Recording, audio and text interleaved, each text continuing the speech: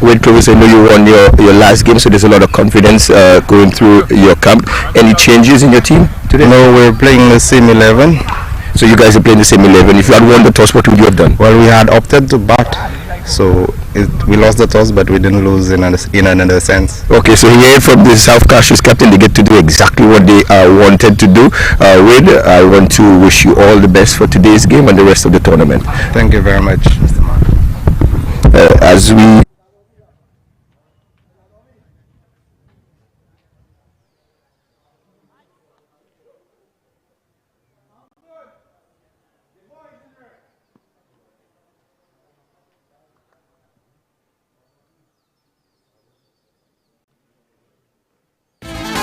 The Dream 11 St. Lucia T10 Blast returns to the beautiful Helen of the West Indies for the 4th edition from May 10th to May 24th. This time, the tournament features 8 teams competing for the coveted Dream 11 St. Lucia T10 Blast trophy. Defending champions Repos Stars will take on South Castries Lions, the Miko Eagles, Central Castries Mindo Heritage, Choselle Colpots, Babano Leatherbacks, the Soufrière Youth and Sports Council, and Vieux-Fort North Raiders in their quest to win. The action takes place at the world-class Darren Sammy Cricket Grounds with 2 matches daily, starting at 12 p.m. and 2:30 p.m. Admission is free. Come join the excitement. All Dream 11 St. Lucia T10 Blast matches will be broadcast live on Winners TV, St. Lucia's sports leader.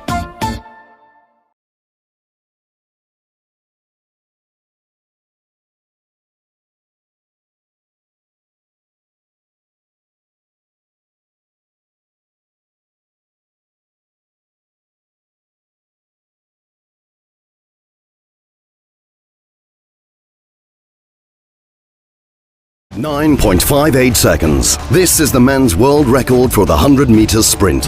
A running speed of 44.7 kilometers per hour. But just how fast will they run in Budapest? The 2023 World Athletics Championships, live in Budapest, Hungary. Act fast and witness the wonder.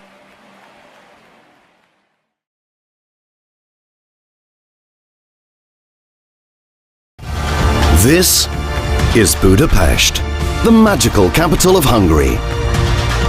And in August 2023, home to the World Athletics Championships, where everyday heroes meet superheroes. World Athletics Championships Budapest 2023. Witness the wonder. For the best cricket updates, analysis, and an in-depth look at the sport around the world, tune in live to Winners TV every Tuesday from 8:30 p.m. for Cricket Nation, the only show dedicated to cricket in St. Lucia. From the nations to the clubs, the leagues, and the players, Cricket Nation is your window to the world of cricket. So be a part of the nation every Tuesday, live from 8:30 p.m. on Winners TV.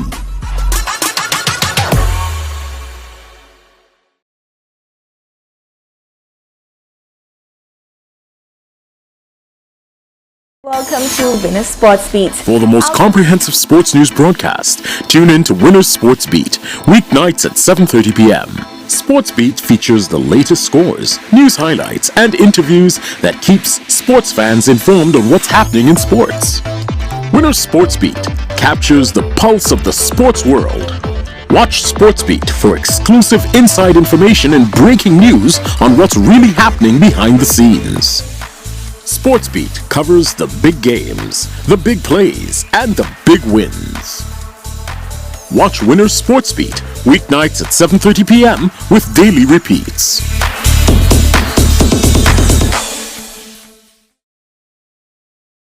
.15 meters and 74 centimeters. This is the women's triple jump world record, longer than 3 SUVs parked end to end. Some say that's impossible.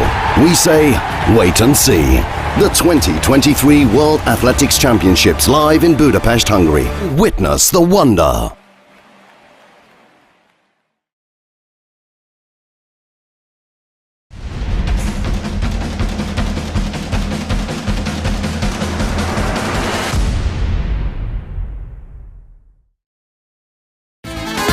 The Dream 11 St. Lucia T10 Blast returns to the beautiful Helen of the West Indies for the 4th edition from May 10th to May 24th. This time, the tournament features 8 teams competing for the coveted Dream 11 St. Lucia T10 Blast Trophy. Defending champions Repos Stars will take on South Castries Lions, the Miko Eagles, Central Castries Mindo Heritage, Chozelle Colpots, Babano Leatherbacks, the Soufrière Youth and Sports Council, and Vieux-Fort North Raiders in their quest to win. The action takes place at the world-class Darren Sammy Cricket Grounds with 2 matches daily, starting at 12 p.m. and 2:30 p.m. Admission is free. Come join the excitement. All Dream 11 St. Lucia T10 Blast matches will be broadcast live on Winners TV, St. Lucia's sports leader.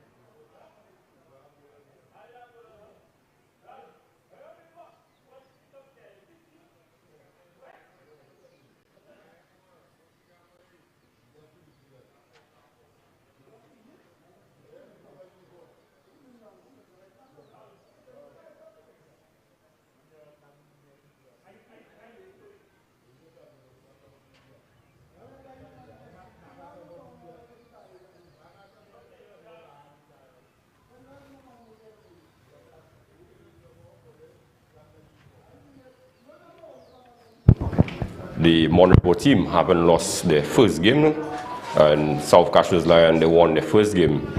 So certainly it should be an interesting game. So we'll go out in the middle to find out what happened at the toss. Yeah, I'm ready. All right. Yes. Tails it is. So Monaco will the toss and they're going to bowl first. Okay. Okay, toss has been taken. Monipo Stars have won the toss, and you chose to. We chose to field. Wicket, I mean, it's always a good wicket here at Boseju. I think the main thing is that we trust our batsmen. Looking past the last game, I think that we have more than capable of chasing whatever total that's put on the board, and that's what we're looking to do today. I know you have Sajak Deskats back in your squad. I'm certainly sure you guys are excited about that. Any changes apart from Sajak coming in? No, he would be the change. Cody Fontenelle is out today, and Sajak is coming in. Welcome addition to the batting and bowling lineup first. Okay, Sajak, captain of the Monipo Stars, we want to wish you all the best in this game and for the rest of the tournament. We get the losing captain for the toss, that is, with Clovis. With Clovis, I know you won your last game, so there's a lot of confidence going through your camp. Any changes in your team today? No, we're playing the same 11.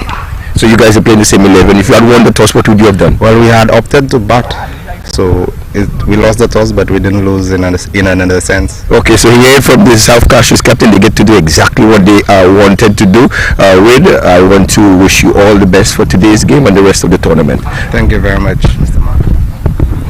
As we just go to the pitch report here, it looks like the very same wicket that they played the first 4 games in is what they're going to play the 5th game in today. There's still some live grass. The cracks did not look like it's opened up too much. The cracks will remain the same, but yesterday what we did notice, when the spinners really put something on it, they really got to spin, extracted some spin off the wicket. There's a lot of carry for the Pacers, as history will tell you. The Darren Samuel cricket ground, the pitch is always well prepared. As you see, a nice placid wicket. So we look forward to an exciting game between the Monipo Stars and the South Castries Lions. South Castries Lions just coming off a victory in the first game. Monipo Stars were defending champions. They just lost their first game. So I'm certainly sure they will be looking to step it up a bit today and look for a victory. South Castries will be looking for a second victory to get themselves at the top of the points table. So we look forward to an exciting game today.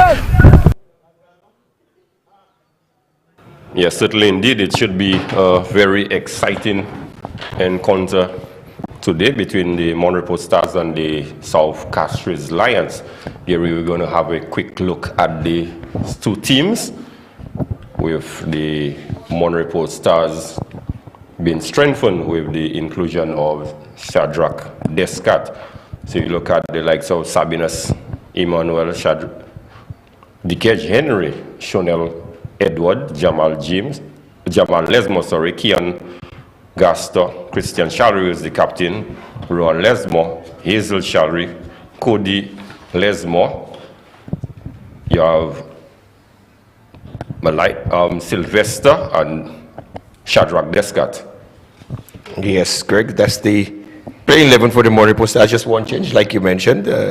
Cody Fontenelle unfortunately missing out because the experienced Shadrach Descat comes in. South Castries Lions, we have Noel Leo, Xavier Gabriel, Chauvin Leo, Noel Leo, Malcolm Monrose, Wade Clovis, Wendell Inglis, Kyle Adonis, Kenrick James, Jalen Chandler, Kensley Paul, and Joshua Mann would make up the 11 for the South Castries Lions. And South Castries, like earlier, Greg, they won their first game very, very convincingly. Monipo have lost their first game as defending champions, and last season Monipo started the very same way, where they lost their first game and came back into the tournament to win the entire thing. Do you think this year would be the very same case, Greg? Well, certainly they would have to put their best foot forward if they are to repeat what they did last year. South Castries, as you did indicate, had a good victory in their first game. They were the first team to go past 100. They got 103. And Monipo, in the first game, they were only able to amass 90. And the Vieux-Fort North Raiders, they were able to chase down the 90. They got their 91 run in the final over. So certainly, Monipo Stars will not want to go to 2-0 down in the tournament. It's going to be a long way back for them if they were to go down 2-0. And certainly South Castries they should be buoyed with the performance of the first game and would want to continue, that the good form that they have shown. Yes, they batted very well, South Castries Lions, that is. Noel Leo, who started off very well for the South Castries Lion, got a good start, and unfortunately he couldn't carry on. But nonetheless, South Castries was able to get themselves to a very, very good score, Greg, because they played some Malcolm Monrose. Yeah, Malcolm Monrose. He batted right through the innings. And you had the experience. Xavier Gabriel came in at number 3 or so, and had a good inning too. Hit a few big sixes. As we see, I'm certainly sure with the experience that Monrepo has within their squad, they've done their homework. I'm certainly sure they went to the drawing board and see what they need to work on. As we see on the Monrepo Stars, they're out already, and we see the 2 opening batters being the very same 2 who operated in the first game for South Castries Lion, namely Noel Leo and Malcolm Monrose. Yes, certainly Malcolm would want to continue from where he left off. Perhaps he would want to bat right through the inning again, and we know the sort of explosive start we normally get from Noel Leo. He certainly started well in the last game, but unable to really bat deep into the inning, and I'm certain today he would want to do much better than he did in the first game. And Greg, question for you, how buoyed do you think Monrepo would be about the return of Sajak Descats coming into the playing 11? Remember, he was out in Grenada playing their T10, the Dream 11 T10. He's back now. How excited do you think the Monrepo team is having Sajak back? Yeah, they would be more than happy to have Sajak back, because Sajak is one of the players who certainly would tick all 3 boxes for you. He's brilliant in the field. We know his contribution with the ball, and certainly he's no muck with the bat as well. So certainly to have a player who can tick all 3 boxes for you is always going to be an additional asset for you once he is available.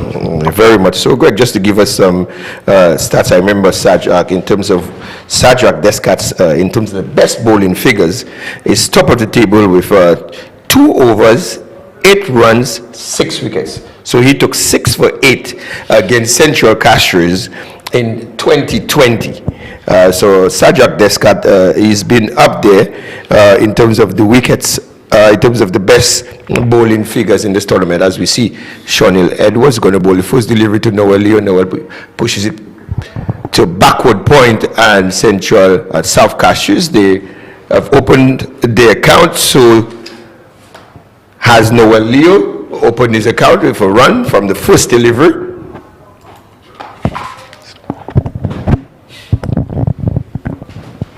Yes, certainly they're off and running. I think every batsman likes to feel the ball onto the bat very early, and also you're always happy to get off the mark. So certainly Noel Leo and the South Castries, they are up and running, and again we see, just like Central Castries, they have started with a left-right combination. Yes, left-right combination coming to the fore here, as we see Malcolm Monrose playing a lovely shot for extra cover there, as we see Sajak Descat not being able to hold on to it, and some good, very good running by the South Castries pair. Good aggressive running there by the South Castries batters, already showing some intensity in terms of their running between the wickets. As we see Sajak Descat is down now. That ball was hit very, very hard to him. Well, certainly he saved 2 runs for his team. That ball left the bat traveling, and it looked like it had 4 written all over it. So then again, we just spoke of what he brings in the field, and immediately he has shown us that, you know, he has saved 2 runs for his team, the Monrepo Stars. But good shot indeed by Malcolm Monrose. Very much so. Greg, how much do you think South Castries Lions have to score to prevent Monrepo from winning this game today, Greg? And this one is through the gap shot, slapped through the covers. 2 fielders given chase. Sajak is going to pull it back in, and they are coming back for the third. Again, as we did indicate, some good aggressive running between these two. Well, in terms of a competitive score, I think South Castries would certainly want to get to at least 100, because they got 100 in the first game, and any team who has to start at 10 and over, Gary, always going to put a bit of pressure once you could get a few good overs in. Definitely, Greg. Started over 10 and over, you're definitely going to be under the pump for a little bit. As we see, Malcolm Monroe's being a little more livelier than Noel so far. He's hit a few balls, and Noel Leo just flicking that ball to mid-wicket there. Slower ball, it looks like. Good backing up from the Monrepo captain there. As we see, this is the first dot ball of the inning so far. 6 without loss. Only the 4 deliveries have been bowled so far. Well, yesterday we saw Babono having difficulty in closing the overs. Let's see what Chanel will be doing with the 2 deliveries left in the over. And this one is wide, and my goodness, it has gone out of the reach of the keeper and signal wide by the no ball by the umpire, and it has gone to the boundary for 4. So they have been gifted 5 runs. So a bit of indiscipline there creeping in very early there for Shawnil Edwards. A very wayward delivery there by Shawnil Edwards. He's put himself under some pressure here, because Noah Leo is going to face this next delivery is going to be a free hit. So Shawnil has put himself under pressure here. Let us see how he comes out of it. As we see, Shawnil bowls this delivery to Noel. Noel hits, and hits well through the vacant area there between extra cover and mid-off. As we see, very good shot there by Noel Leo. South Castries has moved on to 15 without loss in the first 5 deliveries. Greg. Yes, certainly young Shawnil Edward has put himself under tremendous pressure in this over. 4th delivery there, just bowling a wide, well, it was a no ball, wayward, and it went for 4, and the free hits. Noel Leo definitely capitalized on this one. So with the final delivery coming up with some 15 runs on the board already. And wide down the leg side. So Shawnil certainly struggling, Gary, in this first over. Yes, very much so. Another wide. So the extras column is already looking healthy. There is 6. So Monrepo would not want that to get away from them, because it's gone.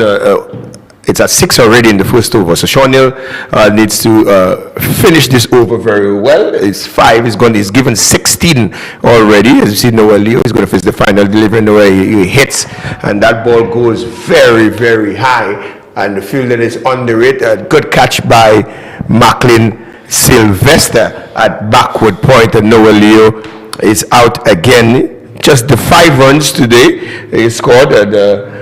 Greg, do you think that shot was needed?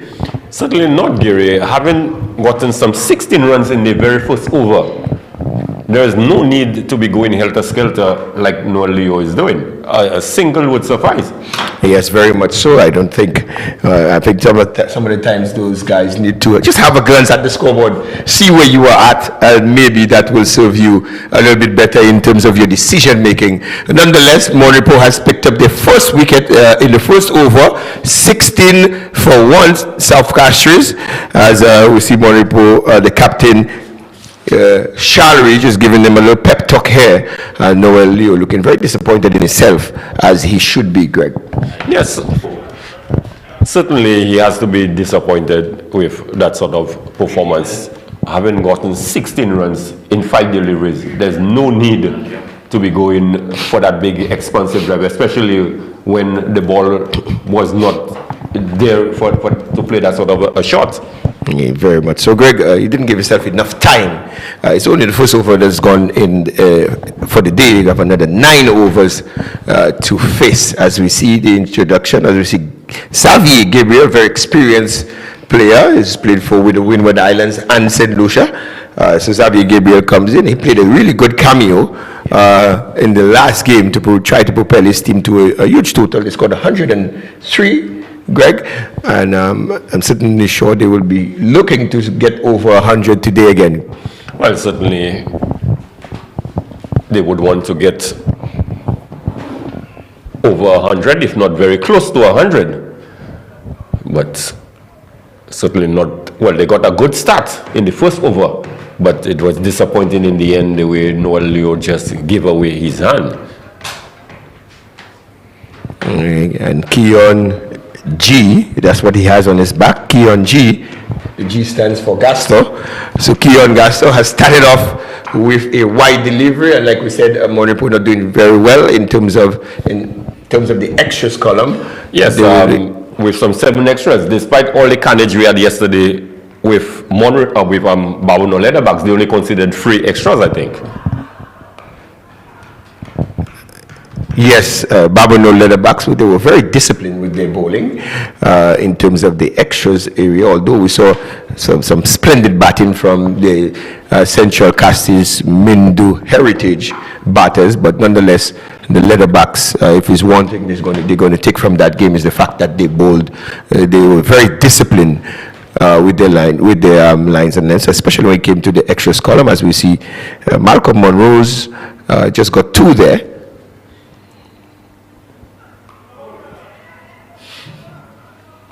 Martin was just losing his shape there. Looking to muscle this one through the mid-wicket region. So 20 for 1. After 1.2 overs. So certainly a good enough start. Yes, good enough start. 20. They just need to ensure that they do not lose wickets at regular intervals, because when you lose wickets, it pegs you back. Monipo will definitely looking to take more wickets as the Central Castries batters, not Central but South Castries Lions batters need to realize that they've gotten themselves in a good position so far, a good start. Xavier Gabriel just pushing that to square leg, the vacant square leg, as we see Cody Lesmore just coming around and preventing a second run.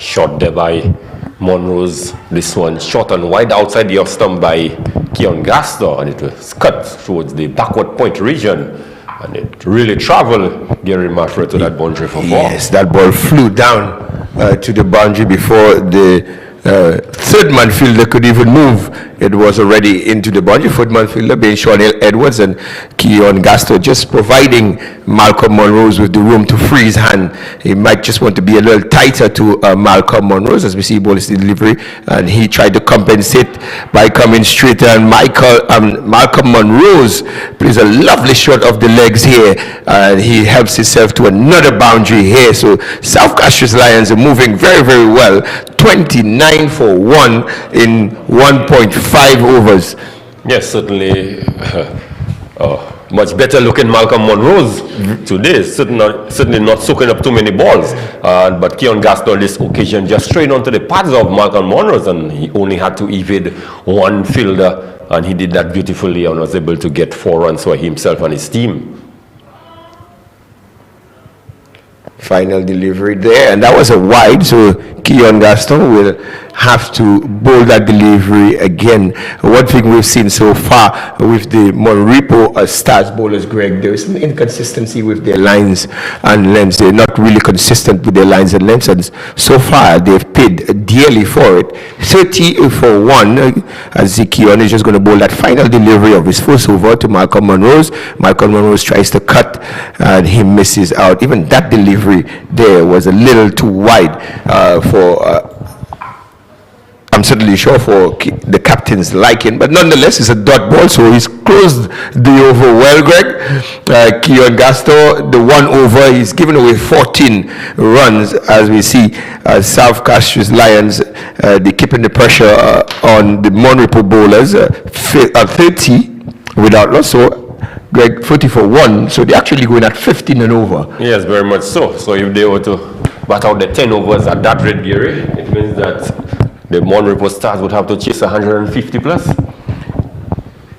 Definitely, Greg, if they continue going at that stage there, then they would have to chase. Repos Stars will definitely look to chase above 100 as we see the introduction of Sajak Descat, he'll be hoping to stem the flow of runs here, Greg.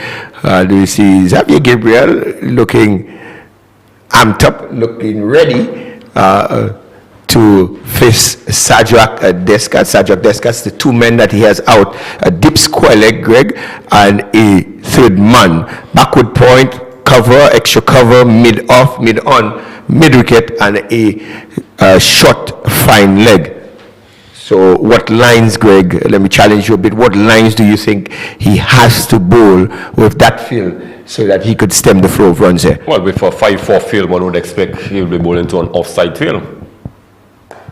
As you see Xavier Gabriel playing a lovely shot for extra cover here. Xavier Gabriel just continuing from where he left off, Greg, from last game. So he's greeted Sajak with a boundary. That would be Xavier Gabriel. That would have been his second delivery he's faced for the day. He moves on to 5 from 2. Now, I remember playing with Xavier. He was a very capable batter. Greg, good all-rounder. As you could see it there, it's coming to the fore. Yes, certainly Xavier Gabriel had some batting ability, but he focused more on the bowling aspect. Looked to bowl very quickly, looked to terrorize a few batters. But I think as he's growing in age now, he no longer can come in and zip a few batters. So he's focusing a little more on the batting now, which is nice to see. He's bowling more line and length and looking for a swing here, Greg. I remember and he helps himself to another boundary. So see, Xavier is taking it to Sajak Descat. There, he's got his second boundary. There are 2 fours and a dot ball in that over so far. So Xavier Gabriel has moved on to 9 from 4, carrying the score to 38 for 1. And we did talk about Xavier's batting prowess. He was always capable around. He goes again and he misses. That ball looks like it's edged.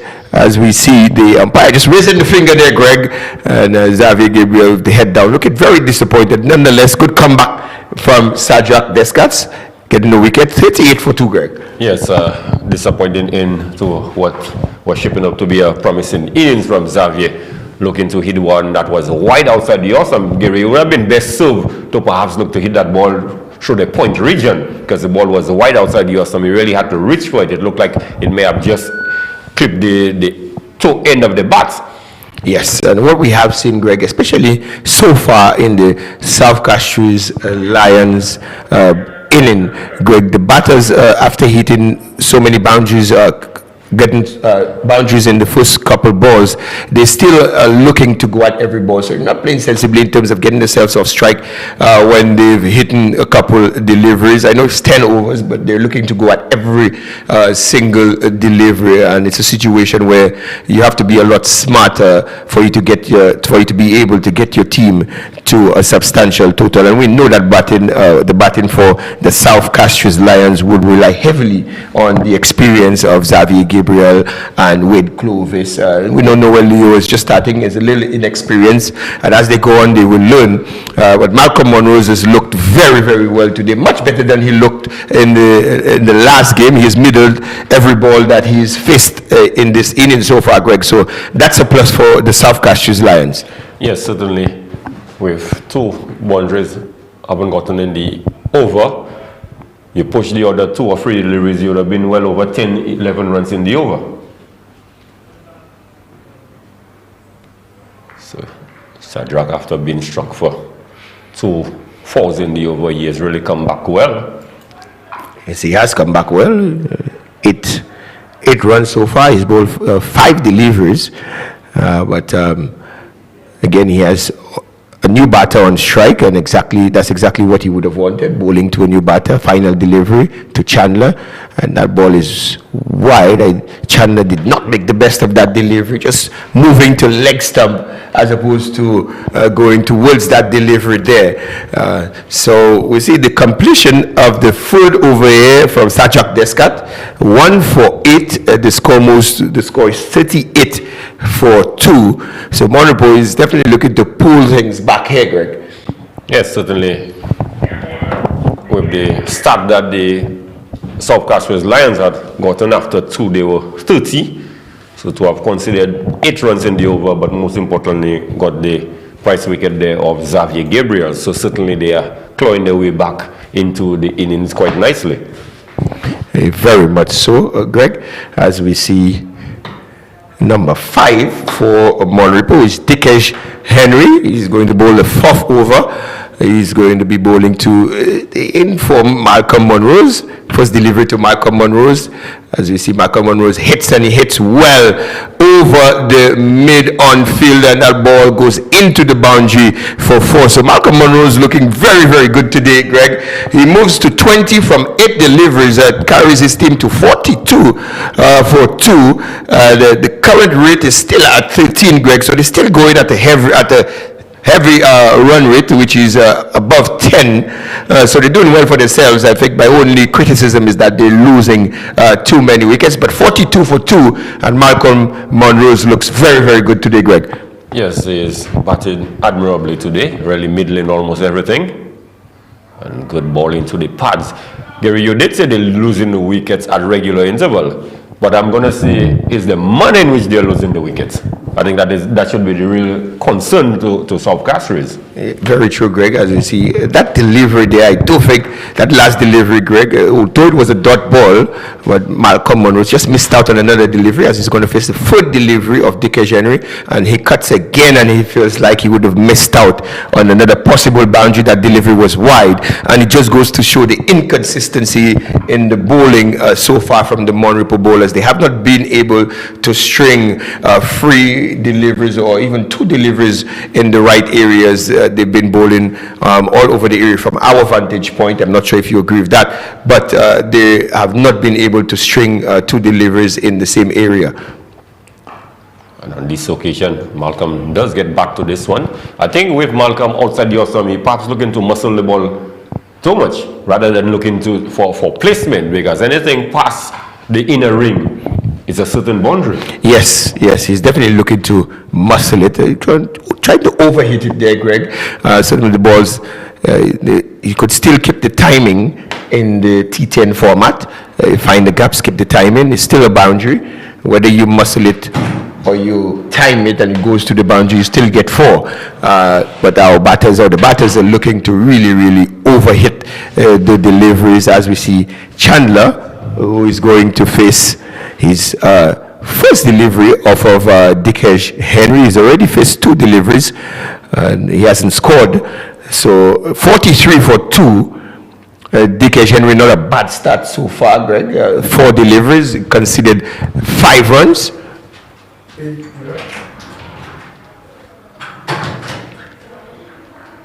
Wide delivery being signaled by umpire Mathre here. Wide delivery being signaled, so it takes the score to 43. And we just spoke about the inconsistency the Monrepo bowlers, Greg. Yes, certainly they have not string a series of deliveries together in a consistent area.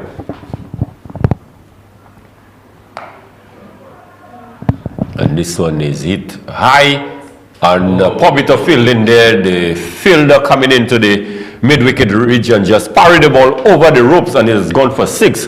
That should have been a relatively easy catch, Gary. He settled on the ball and was unable to hold on to it, just parry it. Must have been thinking of soccer at this point in time. I thought that ball had gone for 6, but I saw Jamal Lesmore just circling around and just making the middle of it there. It should have been the 3rd wicket there. Nonetheless, South Castries brings up their 50, as we see Chandler now just missing out again on a delivery outside the off stump. South Castries Lions 50 for 2 in the 4th over, Greg. Malcolm Monroe's 21 from 11. Chandler 6 from 4. Greg, with the way that South Castries are going, do you anticipate that Monipo is going to pull it back, or do you anticipate South Castries Lions accelerating even more? Well, based on what we have seen from the South Castries Lions, despite the fact that they're losing the wicket, they are still continuing to play aggressive cricket. So if they are to continue at that pace, certainly they are going to go past 100 runs in that inning. Because after 4, the power play, they have already gotten some 50 runs. Okay, you heard the predictions from Greg here. As we see, the captain has called Jamal Lesmo, who's just dropped that catch down on the deep mid-wicket boundary. So the captain has called him. Jamal Lesmo is going to operate from the commentary booth end. As we see, the power play is done, and the captain is just ensuring that these fielders are in the right position here. Jamal Lesmo going to bowl the first ball to Malcolm Monrose. Malcolm Monrose tries to pull that ball into the Johnson Charleston, but Lesmo starts with a dot delivery, Greg. Yes, good start to the over there by Lesmo. Just a quick glance at some of the matches that we've had so far.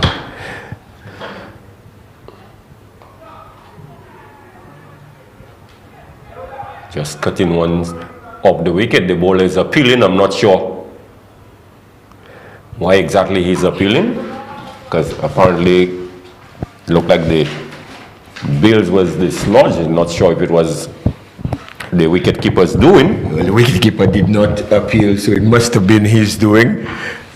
Some good fair play there from the Monrepo Stars wicketkeeper. Realize he just touched the stump here, as we see.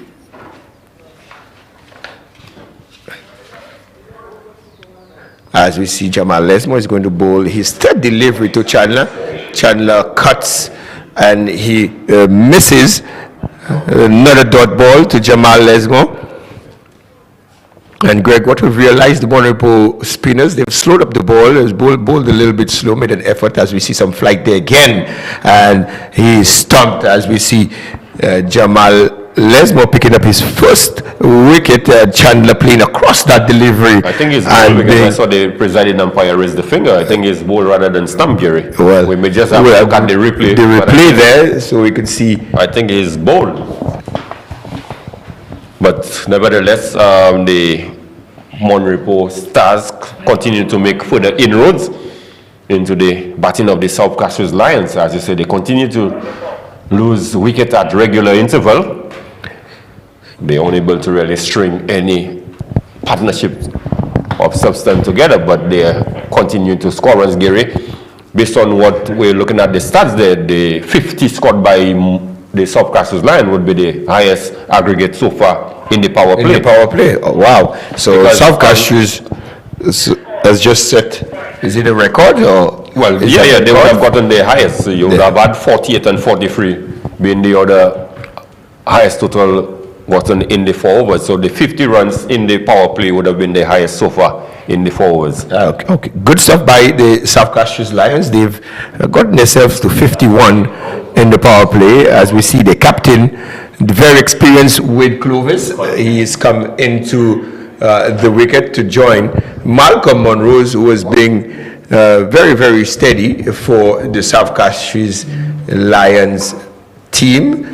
So Wade Clovis could be very dangerous when he gets in, Greg, from a national player also.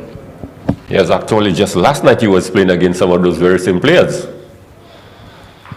So you'd like to think that the Monrepo Stars bowlers would have played against Wade last night. So well, he didn't get too many with the bat, so this is a perfect opportunity now for him to score some runs against the Stars. For him to good against some of those very same players. Yeah, he cuts and he misses. Good start by Jamal Lesmo. Just the 1 run, Greg, being considered in that over. Jamal Lesmo, 1 over, 1 wicket for 1 run, and that's the Jamal Lesmo we're used to seeing, Greg, from last season. Those are the things that he did. Those are the figures that he used to seeing from Jamal Lesmore. We haven't seen Macklin Sylvester bowlers yet, as we're going to see Dickesh Henry continuing to bowl. He's going to bowl his second over. Malcolm Monroe's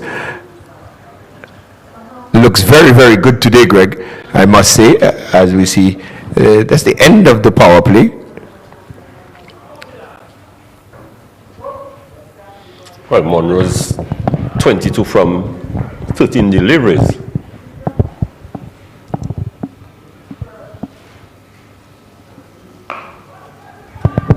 And this one is struck on his drop there by Shonell Edwards in the mid-wicket region. So poor bit of fielding there by young Edwards. Yes, and he'll be very disappointed in that effort there. That was straightforward catch, straight to him. He didn't have to do too much.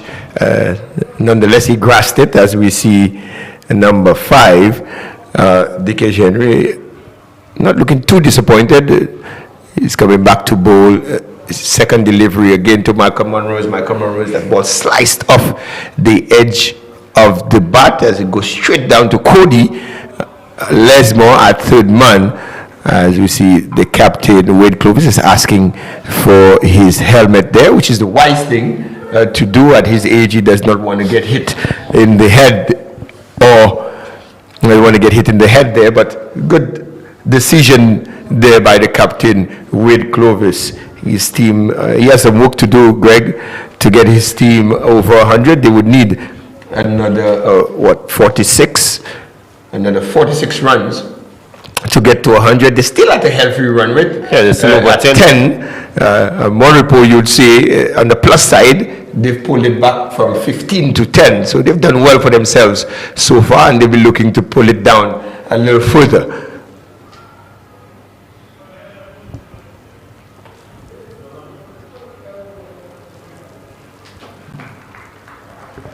So Dickesh continuing to bowl short and wide out the stump. So he has gotten away with a few of those short and wide deliveries.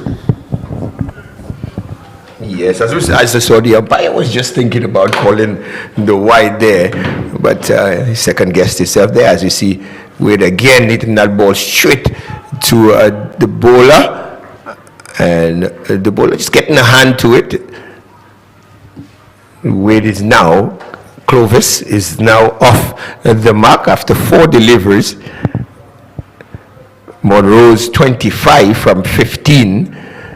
Let's see what happens with Monroe's. Monroe's is just dropped by Shonell Edward on the dip mid-wicket boundary. As we see, Dickesh Henry is going to bowl his 5th delivery to Monroe's, and that ball is wide, and the umpire signals wide this time. Yes, certainly the extras continue to mount up for the Repos Stars. 10 extras so far. Second top score for the South Castries Lions. Yes, 10 extras so far. They will definitely be looking at that extras column. There's something they need to work on there. As we see, Dickesh Henry bowling his 5th delivery.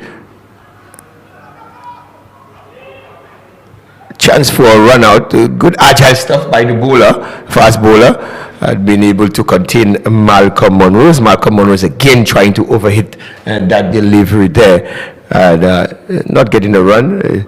He slowed down a bit, Malcolm Monroe's. He had a strike rate of, it was in the 180s. He's gone to 156 now, Greg. Yes, certainly Malcolm has slowed down a bit. Looking to hit the ball a bit too hard and really losing his shape in the process.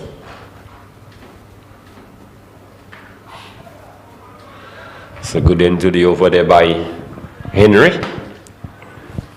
So certainly the last few overs, Gary, the Repos Stars really pulling things back nicely. Yes, Greg. 2 overs, they've only considered 6 runs. Yes, so they have pulled things back a touch, although I think Monroe's has been trying to overhit the deliveries, and as a result, he's just missing them, trying to hit them a little bit too hard. As we see, Jamal Lesmo is going to continue. He's bowled a fantastic first over, and he's going to bowl his second and last over. He's going to face Wade Clovis, and Wade Clovis tries to pull that delivery, and the umpire probably thinks that it's going down the leg side here. Just an appeal from Jamal Lesmo. As you can see, he's bowling a lot slower, Greg. This one down the leg side, polyline delivery, and this one is going close to the boundary, and it looks like the fielder was able to pull it back slightly, so they were only able to go through for two.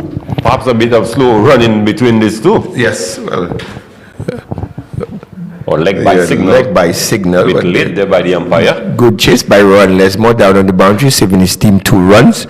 See Jamal Lesmo again, and Wade tries to sweep that ball into the Johnson Charleston, and he misses again. So another leg by there.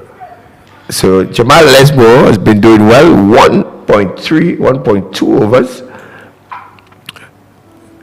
He has only conceded the 1 run, Greg. Has taken a wicket too. And Monrose again tries to hike that ball to the mid wicket.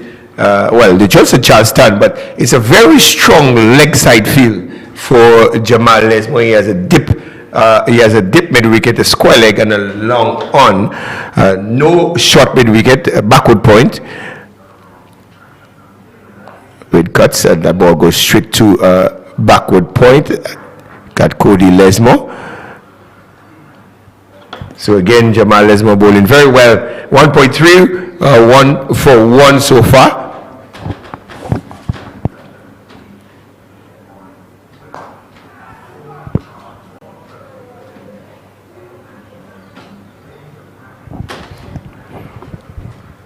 It's very good over indeed there by Lesmo. Very good spell. Very good spell. 3 runs in his 2 overs of the bat, really. So again, another over in which they're able to pull things back again. Just 5 runs coming off the over. Yeah, just the 5 runs coming off the over. The score moves to 61 for 3. It's another 3 overs. Another 3 overs. You would think Central Castries Lion would be eyeing about 90. They need another 39 runs to get to 100, Greg. What from here, Greg, what do you think is a good score on that wicket there? Well, based on what we're seeing, the wicket, there's no devil in the wicket. I think 100, like we've said, is always a good total to get. And this one is hitting inside out. It's going to travel all the way. It looks like it one bounce over the rope. So good shot there by Wade Clovis. Looked like Hazel Shalry just tossed this one outside the off stump, and Clovis needed no second invitation. That's right, and that's one bounce into the boundary. Clovis now moves to 6. Clovis now cuts, and he cuts very, very well, and he's going to get another boundary here. So Hazel is under the pump a bit. He's bowled 2 deliveries, gone for 2 boundaries, 2 4s. So he's under a bit of pressure. Wade Clovis is now moved to 10, carried his team to 69. He's going to face a full delivery again. He hits that ball through the cover area, as we see Keon Gaston moving very, very smartly to his left and preventing a second run here. The score moves to 70, Greg, for 3. As we see, Malcolm Monroe has been starved a little bit of the strike. He's 26 from 18 delivers.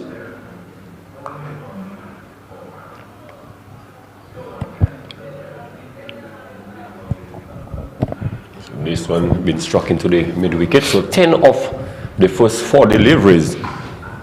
So it's still a chance to turn this one into a big over, because the last 3 overs, the Repos Stars have been very economical. Another good shot there by Wade Clovis, and not a good effort being shown there by the fielder on the sweeper boundary here on the offside, and that's Jamal Lesmore again not being able to save that boundary. Nonetheless, good effort from him, but just not being able to save that boundary. And again, another boundary being hit by Wade Clovis. He moves to 15. The score goes to 75 for free. The run rate is still very high at 9.57, so he's carried it back up to 9.57. Wade again is going to hit, and he hits well, and that ball goes through the offside. Good save there by Keon Gaston. And Wade Clovis really thought that he had gotten a boundary here. He didn't bother to run until he realized that Keon Gaston was going to get around. And so Wade has moved to 16 from 14 deliveries. The score is 76 for free going into the final 2 overs. So both batsmen, Greg, has gotten a start going into the final 2 overs. Yes, certainly was a very productive over there for the South Castries Lions. They got some 15 runs off the 8th over. So with 2 overs remaining, they certainly need to up the ante. They have only lost just 3 wickets. So if they could get another 2 overs of 15 plus, that would get them well over the 100 mark. Remember, the first game they got 103. Yes, correct. The first game they got 103. As we see, Keon Gaston is going to come from the commentary booth, and he bowled his first over from the players' pavilion end. He's going to come from the commentary booth and bowling. He's going to be bowling to Wade Clovis here. As you see, Wade Clovis was eyeing the Johnson Charles stand, just missing out there. Nonetheless, they got themselves a single. Malcolm Monroe's hasn't faced too many deliveries yet, in the past 2 overs. Well, it's important that the next 11 deliveries that South Castries Lions do not have too many dot balls in there. Well, Greg, you've only lost 3 wickets now. It's not the time for dot balls. 2 overs left, so I know Malcolm Monroe will definitely be thinking about that. He's looking at the offside also. Yes, good shot by Malcolm Monroe. That ball looked like it's carried all the way for 6. No, well, he's helped himself to another boundary, so he's gotten himself 4 runs there. And like I rightly said, Greg, he was eyeing the offside there, and he was successful at that. Yeah, Keon Gaston looking for the wide Yorker, but not wide enough from Malcolm, who Monroe was able to put this one over the point region. This one is powerfully struck. Will Hazel get around? Looks like he has put in the dive, and he is able to save 2 runs. So good effort there by Hazel Shalry in the field. Very good effort there by Hazel Shalry. Almost went on the boundary, but that was a very good shot there too by Malcolm Monroe. Well timed. He did not lose his shape there, and you could see he looks very classy when he looks to play through the offside. He's going to face the 4th delivery from Keon, and Malcolm Monroe goes again. That looks like it was a slower delivery, and it was just dropped by Cody Lesmore at backward point. Certainly Cody Lesmore and Jamal has not been having good days in the field at all today. And they are 2 brothers. So Cody Lesmore being the younger brother of Jamal Lesmore, and they're side by side. Jamal Lesmore at backward point, in front of point, and Cody is at backward point. As we see, we're just coming down the track here and hitting that ball straight to number 55, which is Sajak Descat at the long on boundary. As we see, they move to 85 for 3, Greg. So the Lesmore brothers need to revisit what they had for breakfast this morning. Yes, the Lesmore brothers not having a particularly good time in the field. We know that they're good fielders, but today doesn't look like they're fielding wise. As we see, Malcolm Monroe's beautiful Yorker here, bowled by Keon Gaston. Good finish to the over there. Keon Gaston 2 overs, none for 23. The score is 85 for 3 going into the final over. Yes, good into the over there by Keon Gaston. His 2 overs, he considered some 23 runs, but did not pick up a wicket. So the final over there for the South Castries Lions, they would need to get minimum of 14. If they could get 14, it will get them to 99. So psychologically, it means that the Monrepo Stars would have to get 100 for victory. So they would have to start at 10. Yes. So last over, having lost just the 3 wickets, they could afford to really have a go at it. But in saying that, you have the experience. Shadrach Descat will be bowling the final over, and he has bowled his first over for just 8 runs. Yes, so Shadrach Descat, if we have to go on the first over that he's bowled, they're not going to get to that 100 mark because he's only conceded just the 8 runs. But not if Wade Clovis would have something to say about his 18 from 16. Shadrach, but Monroe's is 34 from 23. He's batted fantastically well. As we see with Wade Clovis just cutting that ball, brilliant shot by Wade Clovis, but that's a very, very good stop by Hazel Shalry, the veteran there. Hazel Shalry just coming down in time, but that was a fantastic shot there by Wade Clovis. Well, it certainly had 4 written all over it. So brilliant effort there by Hazel Shalry. Yes. Giving his team some 3 runs. 3 runs. 3 vital runs. Would that be 3 vital runs here, Greg? As we see, Monroe is going to face Shadrach's second delivery, and he pulls. Well, he tries to slap that ball over the cover area, but that ball looked like it was quick. He had something on it. And Shadrach just using his head there, varying his lengths and lines here.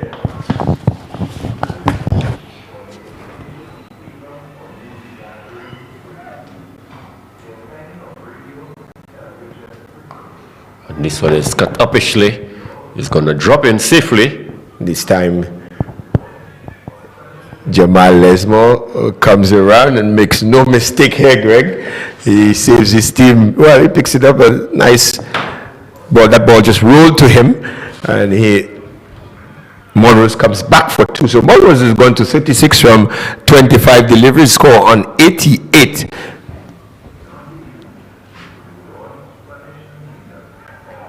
This one really crumping him for room there. So good, smart bowling there in this over there by Shadrach Descat. Yes, good smart bowling there by Shadrach Descat, not giving Malcolm Monrose the room that he wants to free his hand. As we see, Wade Clovis has 2 deliveries, Greg.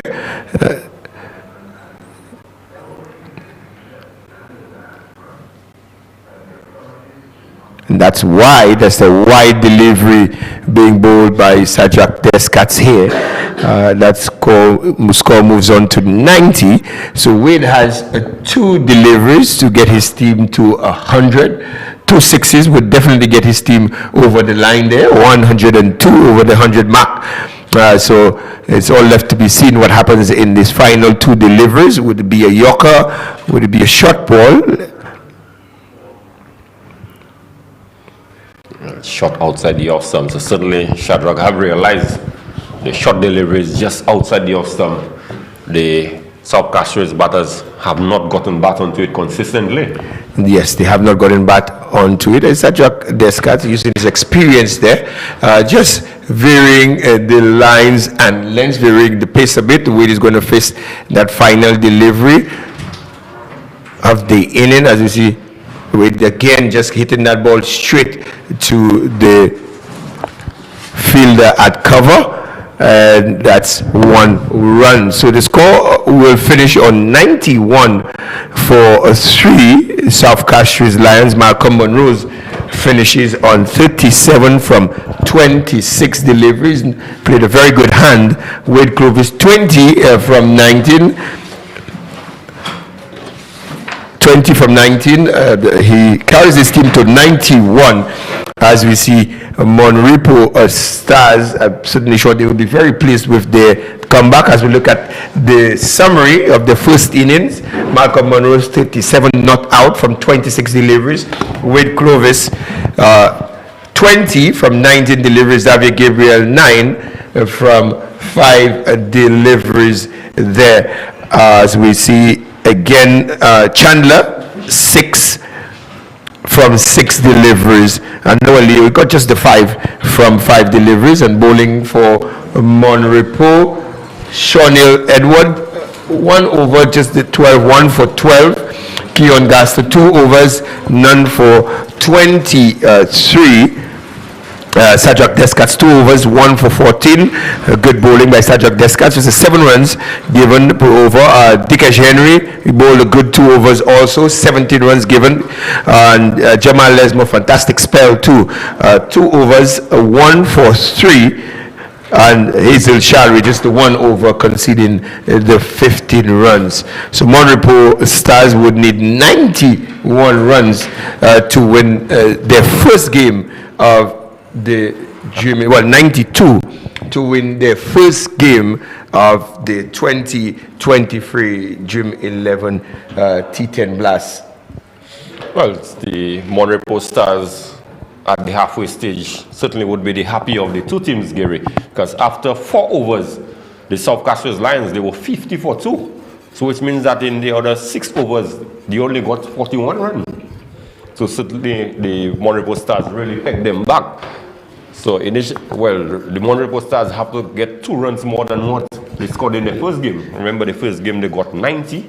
So this time around they need 92 for victory. Yes, Monrepo would need 92 for victory. Now, just Greg, based on what you saw in South Castries' last game, do you think South Castries have the bowling to defend that 91 that they've made today, providing, knowing the batting strength of the Monrepo team?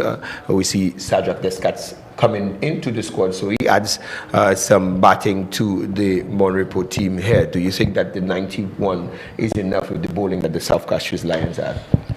Well, I'm looking at the batting. I'm more concerned about the Monrepo Stars batting than the South Castries bowling, because with the inclusion of Sajak Descats, remember they have strengthened the batting as well, and you have the likes of Sabinas, who really did not get going in the first game. And I could tell you, it's a different format, but last night in the quarterfinals game he played against us, he really blazed a few balls out of the park. So if that's anything to go by, plus you have the veteran Movin Wells.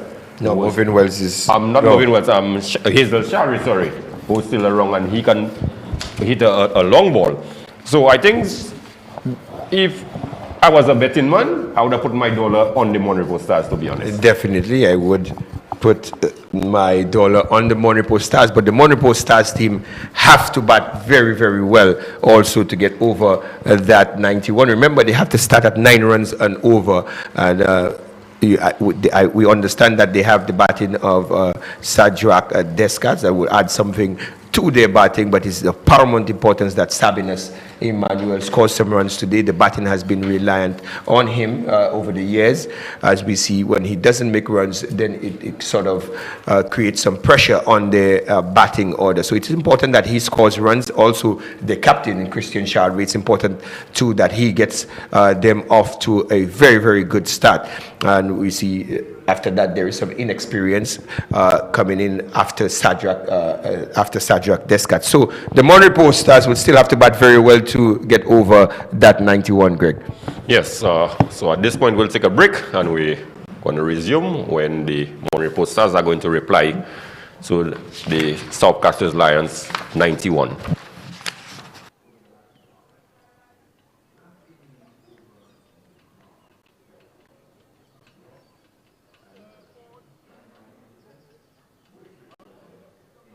.58 seconds. This is the men's world record for the 100 meters sprint. A running speed of 44.7 kilometers per hour. But just how fast will they run in Budapest? The 2023 World Athletics Championships, live in Budapest, Hungary. Act fast and witness the wonder. For the best cricket updates, analysis, and an in-depth look at the sport around the world, tune in live to Winners TV every Tuesday from 8:30 p.m. for Cricket Nation, the only show dedicated to cricket in St. Lucia. From the nations to the clubs, the leagues, and the players, Cricket Nation is your window to the world of cricket. So be a part of the nation every Tuesday, live from 8:30 p.m. on Winners TV.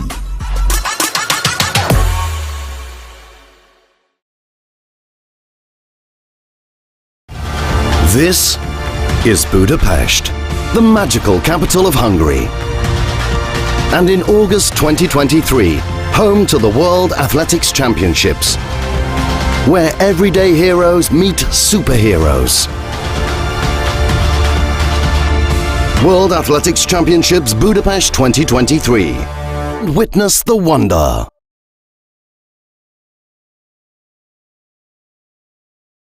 The Dream 11 St. Lucia T10 Blast returns to the beautiful Helen of the West Indies for the 4th edition from May 10th to May 24th. This time, the tournament features 8 teams competing for the coveted Dream 11 St. Lucia T10 Blast trophy. Defending champions Repos Stars will take on South Castries Lions, the Miko Eagles, Central Castries Mindu Heritage, Chosel Colpots, Bamano Leatherbacks, the Soufra Youth and Sports Council, and Viewfort North Raiders in their quest to win. The action takes place at the world-class Darren Sammy Cricket Grounds with 2 matches daily, starting at 12 p.m.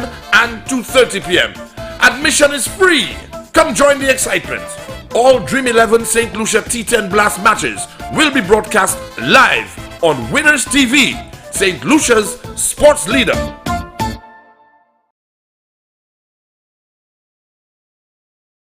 (15 meters and 74 centimeters). This is the women's triple jump world record, longer than 3 SUVs parked end to end. Some say that's impossible. We say, wait and see. The 2023 World Athletics Championships live in Budapest, Hungary. Witness the wonder.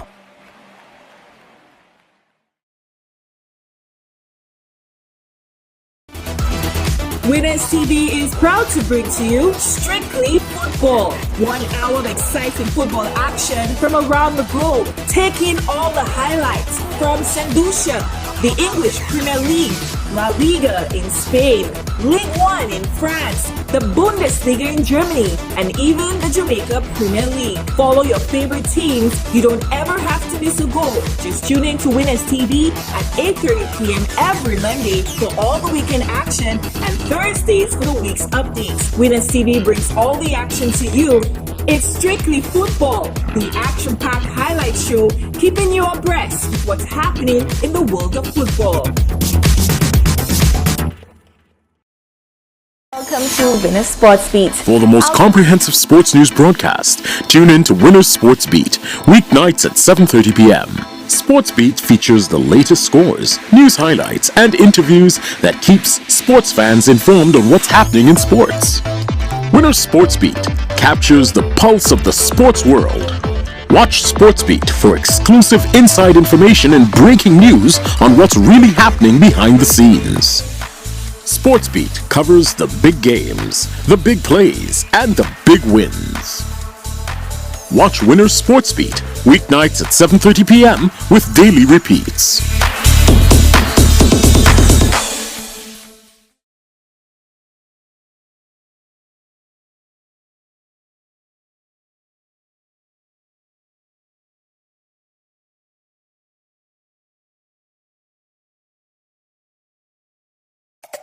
For the best cricket updates, analysis, and an in-depth look at the sport around the world, tune in live to Winners TV every Tuesday from 8:30 p.m. for Cricket Nation, the only show dedicated to cricket in St. Lucia. From the nations to the clubs, the leagues, and the players, Cricket Nation is your window to the world of cricket. So be a part of the nation every Tuesday live from 8:30 p.m.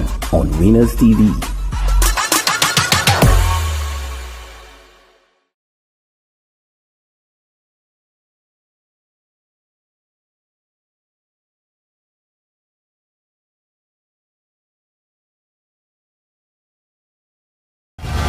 This is Budapest, the magical capital of Hungary.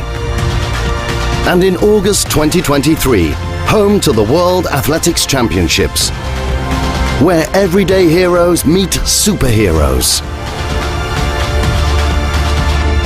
World Athletics Championships Budapest 2023. Witness the wonder. It's Opinionated, the sports show where your opinion matters. Call in to share your opinion on the hottest sports topics. Informative, impactful, and interactive. In-studio guests, news updates, call-in segments. Opinionated. The only sports show where your opinion matters. Wednesdays, 8:30 p.m. on Winners TV.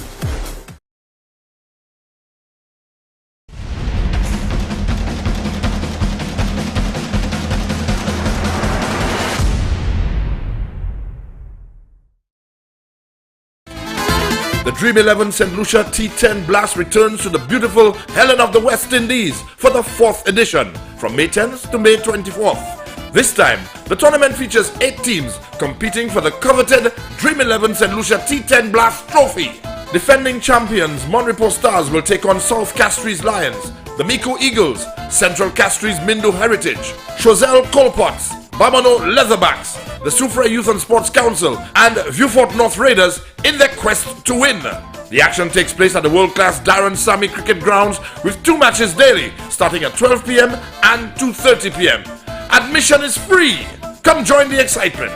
All Dream 11 St. Lucia T10 Blast matches will be broadcast live on Winners TV, St. Lucia's sports leader.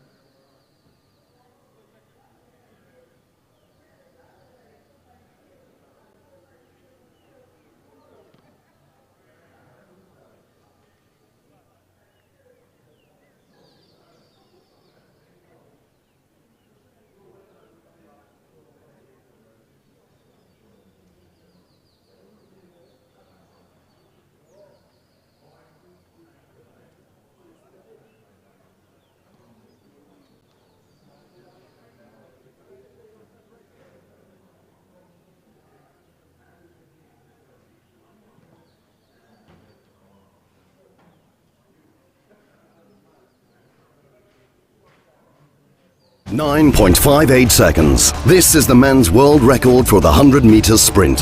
A running speed of 44.7 kilometers per hour. But just how fast will they run in Budapest? The 2023 World Athletics Championships, live in Budapest, Hungary. Act fast and witness the wonder.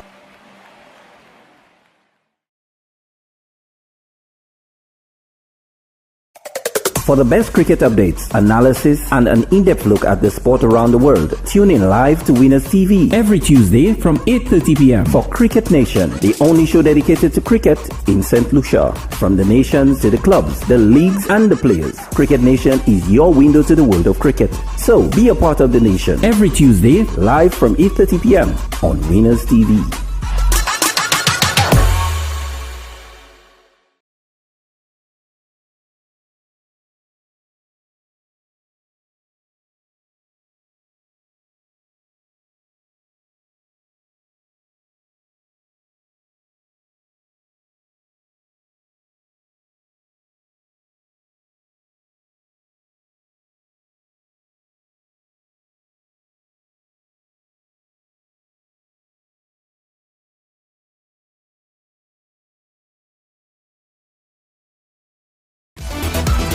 Winners TV is proud to bring to you Strictly Football. 1 hour of exciting football action from around the globe, taking all the highlights from St. Lucia, the English Premier League, La Liga in Spain, Ligue 1 in France, the Bundesliga in Germany, and even the Jamaica Premier League. Follow your favorite teams. You don't ever have to miss a goal. Just tune in to Winners TV at 8:30 p.m. every Monday for all the weekend action and Thursdays for the week's updates. Winners TV brings all the action to you.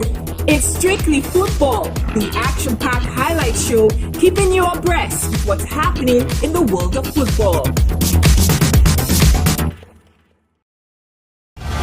This is Budapest, the magical capital of Hungary. And in August 2023, home to the World Athletics Championships, where everyday heroes meet superheroes. World Athletics Championships Budapest 2023. Witness the wonder. Welcome to Winner Sports Beat. For the most comprehensive sports news broadcast, tune in to Winner Sports Beat, weeknights at 7:30 p.m. Sports Beat features the latest scores, news highlights, and interviews that keeps sports fans informed on what's happening in sports. Winner Sports Beat captures the pulse of the sports world. Watch Sports Beat for exclusive inside information and breaking news on what's really happening behind the scenes. Sports Beat covers the big games, the big plays, and the big wins. Watch Winner Sports Beat weeknights at 7:30 p.m. with daily repeats.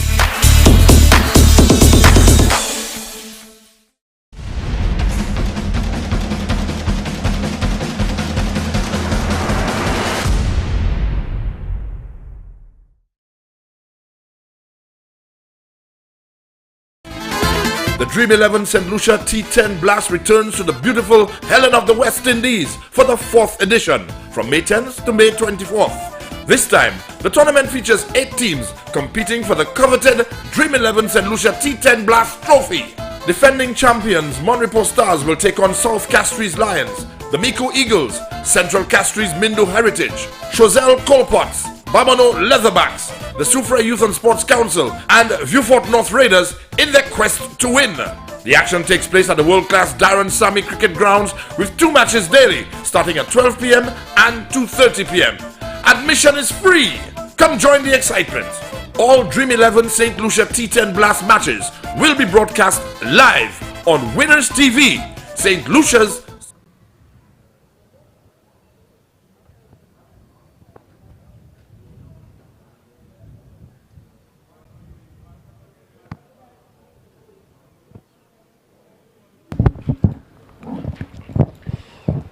And welcome back to the Darren Sammy Cricket Ground. Match day 3, match number 5 in the 2020 Dream 11 St. Lucia T10 Blast cricket tournament between the Repos Stars and the South Castries Lions. South Castries Lions batted first. They were able to amass 93 for the loss of 3 wickets. I think it would have been a disappointing score for them, having been 50 for 2 after 4 overs the power play, but they were able to only amass 91. So now we're about to see the reply of the Repos Stars, and I want to say welcome back to Gary Maffrey. Thank you, Greg.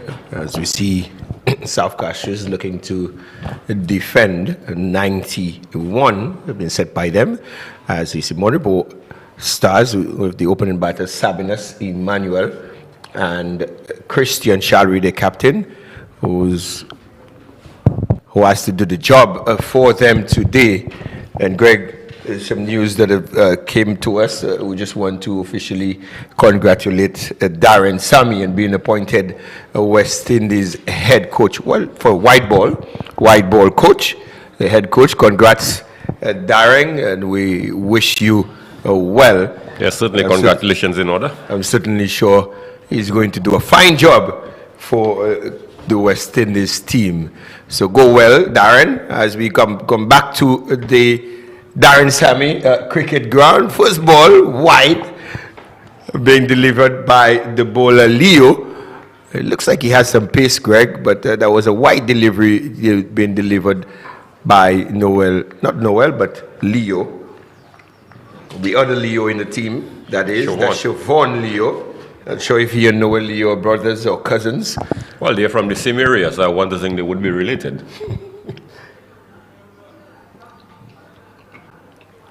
Another wide again, so extras.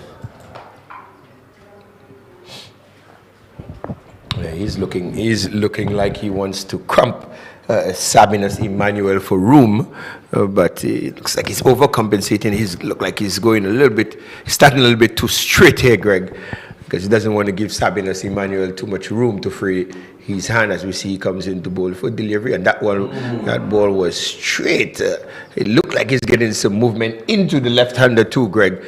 So he started his first over there, first delivery in the over. He's bowled 3 balls, but only one being a legal delivery here, Greg.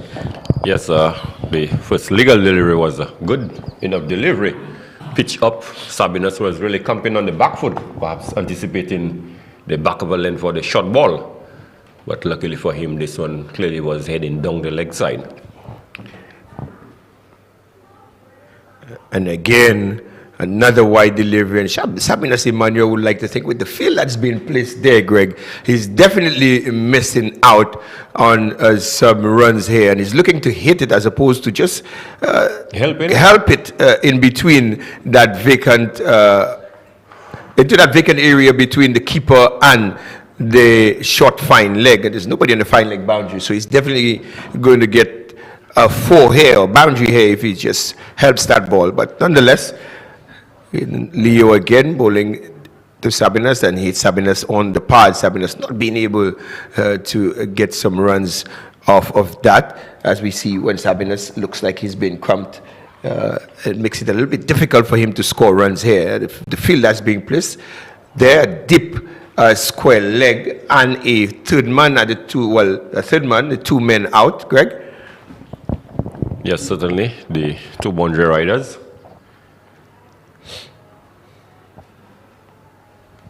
Bowling to a 5-4 field.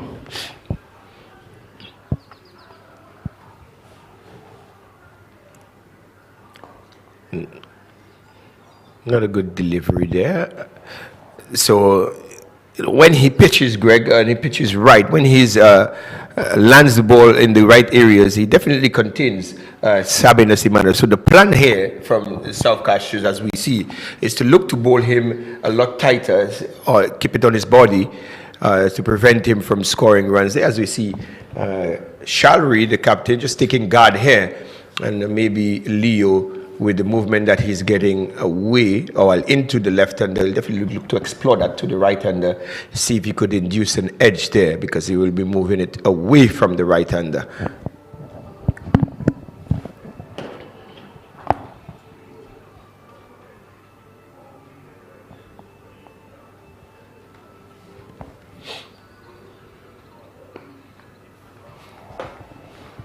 Yeah, good delivery there too.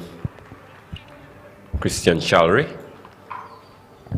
So on this occasion, Siobhan Leo right on the money. Yes, Siobhan Leo being right on the money there. I did anticipate that he was going to bowl much better to the right-hander. It looked like that ball shipped back in. See, he bowled 5th delivery there to the captain, and tries outside off stump and misses that delivery there. As we see a movement away from the bat from Siobhan Leo. He's bowled a few wides. Nonetheless, Greg is only considered just the 4 runs in the over. As we keep saying, Greg, let's hope that let's see how he closes off that over, because the bowlers have not been able to close off their overs very well. And that he does, Greg. So a good first over there, apart from those wides, those extras. Good first over there by the Siobhan Leo and the South Castries Lions. Just the 4 runs conceded. So Monrepo, 4 without loss at the first over. Remember, they need 9.78 to get over that 91. Yes, relatively good start by Siobhan Leo, just considering the 4 runs, but just 1 coming off the bat. The 3 extras, as you indicated, but they should consider themselves doing very well. The first over for the South Castries Lions, when they batted, they got some 16 runs. So already they are 12 runs behind the Monrepo Stars when you look at the comparison between the 2 teams when they were batting. Very much so, Greg. They're already 12 runs ahead. But Greg, we saw Mann bowl in the first game, Joshua Mann. He didn't bowl particularly well. Do you think it's a smart move having with Wade Clovis bowling Mann again to Sabinus Emmanuel? I don't think it's the wisest of moves, but time will tell.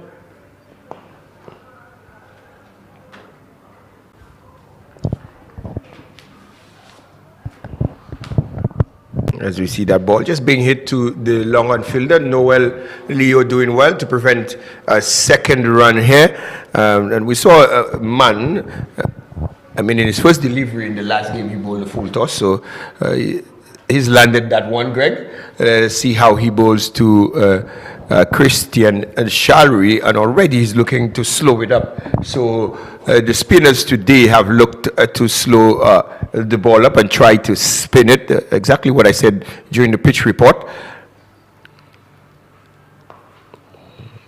That one was a much quicker delivery compared to what we saw the very first one. But Joshua Mann, having played for Central Castries, I can tell you he was a very promising young player, but he was away from the game for a while, just looking to come back.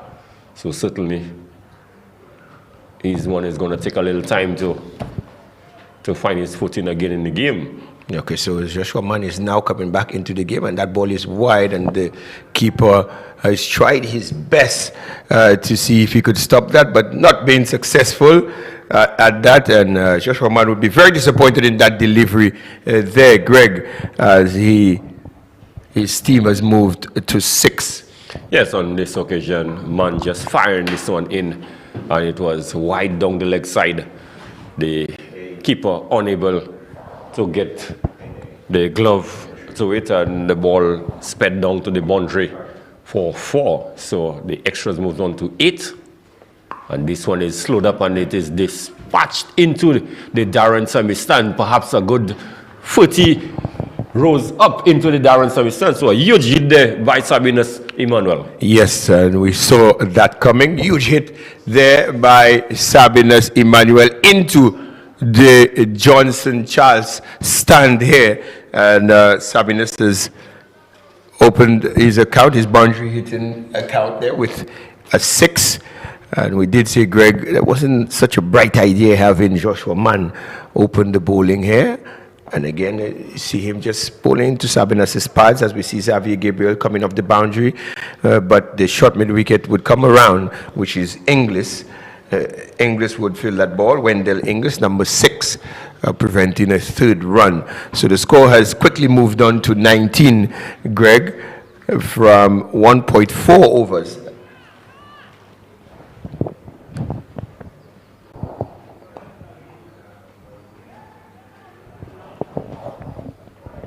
Another good shot by Sabinus Emmanuel, just hitting that ball straight to the mid-off fielder. Joshua Mann has already gone for 16, so he'll definitely be looking to close off that over very, very well. Monrepo, another 72 adrift of the 92 they're supposed to get. So the current run rate is now at 10.91. So Monrepo is doing very well in that second over there, as we see the captain, Shalry, just missing that delivery outside of someone. Joshua Mann closing off the over well here. So the score moves on to 20 for without loss. And Greg, the scores almost look identical. 10 runs adrift. 10 runs adrift still. Monrepo, South Castries Lions were 30 for 1. Monrepo 20 without loss. But Monrepo, you'd say Monrepo is just a little bit in a better position because they have not lost any wickets. So still have the 2 opening batters, and they still have 10 wickets in the bag, chasing 91 runs, as we see the introduction of the very experienced Xavier Gabriel, aka Tukong. Yes, certainly he would be replacing Leo from the media center end. Leo did bowl a relatively decent over, considering just 4 runs. So Gabriel would want to follow that up, perhaps even better with a wicket or 2. Well, Xavier Gabriel, he did take some wickets in the last game, where I think he took a wicket. He bowled very economically again, as we see him again just pitching that ball online here. Now you see the experience coming to the fore. What we do see, Greg, are some balls starting to stay a little bit lower, or is it the batter just maybe exaggerated it a little bit? But a very good line by Xavier to start off with. He's bowled a dot ball in the first delivery. Certainly that ball sort of hurried the batsman. I think it got to him much quicker than anticipated, so he had to come down on it very quickly. Very much so, Greg. You know, Xavier was very pissy when he was a bit younger. As you see again, wide delivery, and Sabinas doing the very same thing again, just trying to hut that ball over the short fine leg fielder, not being successful again. That's about his fourth attempt. Fourth attempt, Greg, and he has not been able to get back onto those deliveries, as we see again. Xavier, the extras column starting to go up for the South Castries Lions, moved to 9. That ball has been spliced over a backward point, as we see the fielder, valiant effort from the fielder, putting his body on the line there and just missing that delivery there. That's Malcolm Monroe's throwing everything at it, throwing his body at it and just missing it on that regard. But Greg, we did see Malcolm Monroe's last season swinging the ball a lot for the South Castries Lions when he opened the bowl, and we have not seen him bowl this season. Is he injured, or the South Castries feel like they have enough bowlers in their team for Malcolm Monroe not to bowl? I don't think Malcolm is injured, because I saw him bowl in another competition just recently, so he's not injured. So I'm thinking the captain is thinking otherwise. Maybe he does think that he has enough in his bowling unit here. But Malcolm Monroe was very impressive in last year's tournament as a bowler. This time we see him featuring as a batter. He did not bat. Like I said, Gary, the last tournament I saw him playing, he was opening the bowling, incidentally. And this time he capitalized on this one, just whipped it off the thigh, and it has gone way over the backward square leg boundary for 6. So finally, Sabinas has put back to ball on this occasion. Finally, yes, he's successful at that, and he gets the maximum. He got the maximum here, and Xavier looking very disappointed in that delivery, as he should be. He's thinking he needs to come a little bit more on to middle and off stump for Sabinas Emmanuel, and it looks like that ball went into the party stand there. You see the fielder's just retrieving that ball there. The score moves to 31 without loss. 2.3 overs bowled so far, and we're not seeing a very energetic South Castries in the field, Greg. Certainly they look really flat out there. Again, Sabinas a bit cross with himself, realizing that he really missed out on an opportunity. And that was a very quick delivery too, Greg. That ball carried very, very quickly to the keeper. The keeper taking that ball above his head there. And we see Xavier changing the mode of operation there, moving from over to around. So he's coming around to Sabinas, the left-handed Sabinas. So look at the cramp him for room.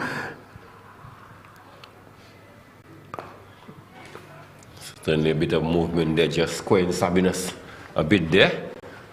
So much better line, much better length there from the veteran Xavier Gabriel. Yes, much better line, and you see the experience again coming to the fore. He's just changing the angle there because he realizes putting a touch too much on the pads of Sabinas Emmanuel. As we see, he's going to bowl his 5th delivery to Sabinas. Sabinas again tries to flick that delivery and misses out on that delivery there as the umpire calls the over. So he's considered the 12 runs in that over. He'll be a little bit disappointed in himself. The carried weight has gone down, Greg, to 8.43. They're currently at 11, and Monipo will definitely want to keep that momentum in terms of the run rate. Yes, certainly the Monrepo Stars, they are keeping up with the rate. Just a quick comparison there, Gary. After 3, the Lions, they were 48 for 2.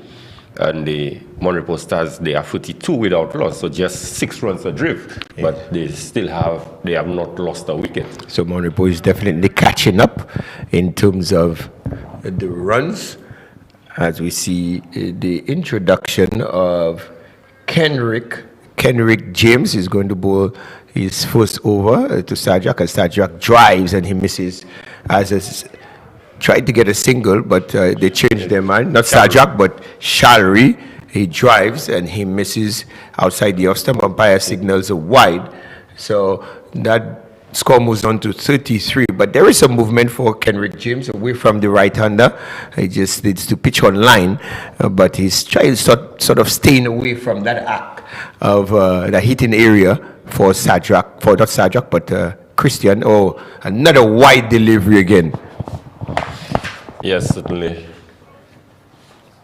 James staying away from the hitting area of Christian Shallery. Well, if it was during the peak of the COVID season, the CMO would be happy. He's social distancing. Yes, he's staying away from that hitting area. Wants Christian Shallery to reach for it. And a good delivery there as he comes around to prevent a single there. So good movements there by number 45, James. Sort of keeping Christian Shallery a bit quiet. The score is on 34. They need 58 adrift, Greg. Certainly the Monrepo Stars, they would be in the driving seat at this point in time. Yes, they're definitely in the driving seat. The batters are batting well as he hits, and he hits well. He's provided with that room to free his hand. Lovely shot from the captain, Christian Shallery, as he gets a maximum. Score moves to 40, Greg. And James. It's an overpitch delivery outside the Ostam, and Shallery really had all the luxury in the world to free his arms and really deposited this one in the Johnson Charles stand. So excellent shot there by the captain, Christian Shallery. Excellent shot. That ball deserved that sort of treatment. James has been plowing wide outside out stump there, and he got the just treatment for some lackluster bowling there by him. It needs to be a little straighter. He's getting some movement away from the right hander. He needs to be a touch straighter there to get any sort of wicket or even to contain Christian Shallery. There was too much room there, and I'm certainly sure he'll be looking to come back with a much better delivery. But Monrepo nonetheless looking really, really good. They're on 40 without loss in 3.2, and they would definitely like to keep that momentum going here. Yes, certainly we did say that the South Castries Lions really did not get enough runs on the team considering the sort of start that they had. And we see the ball has finally gotten back into play. As the umpire has taken the replacement from the bowler, and he's going to bowl with the very same ball that went into the Johnson Charleston. Let us see if he comes back well here, Greg.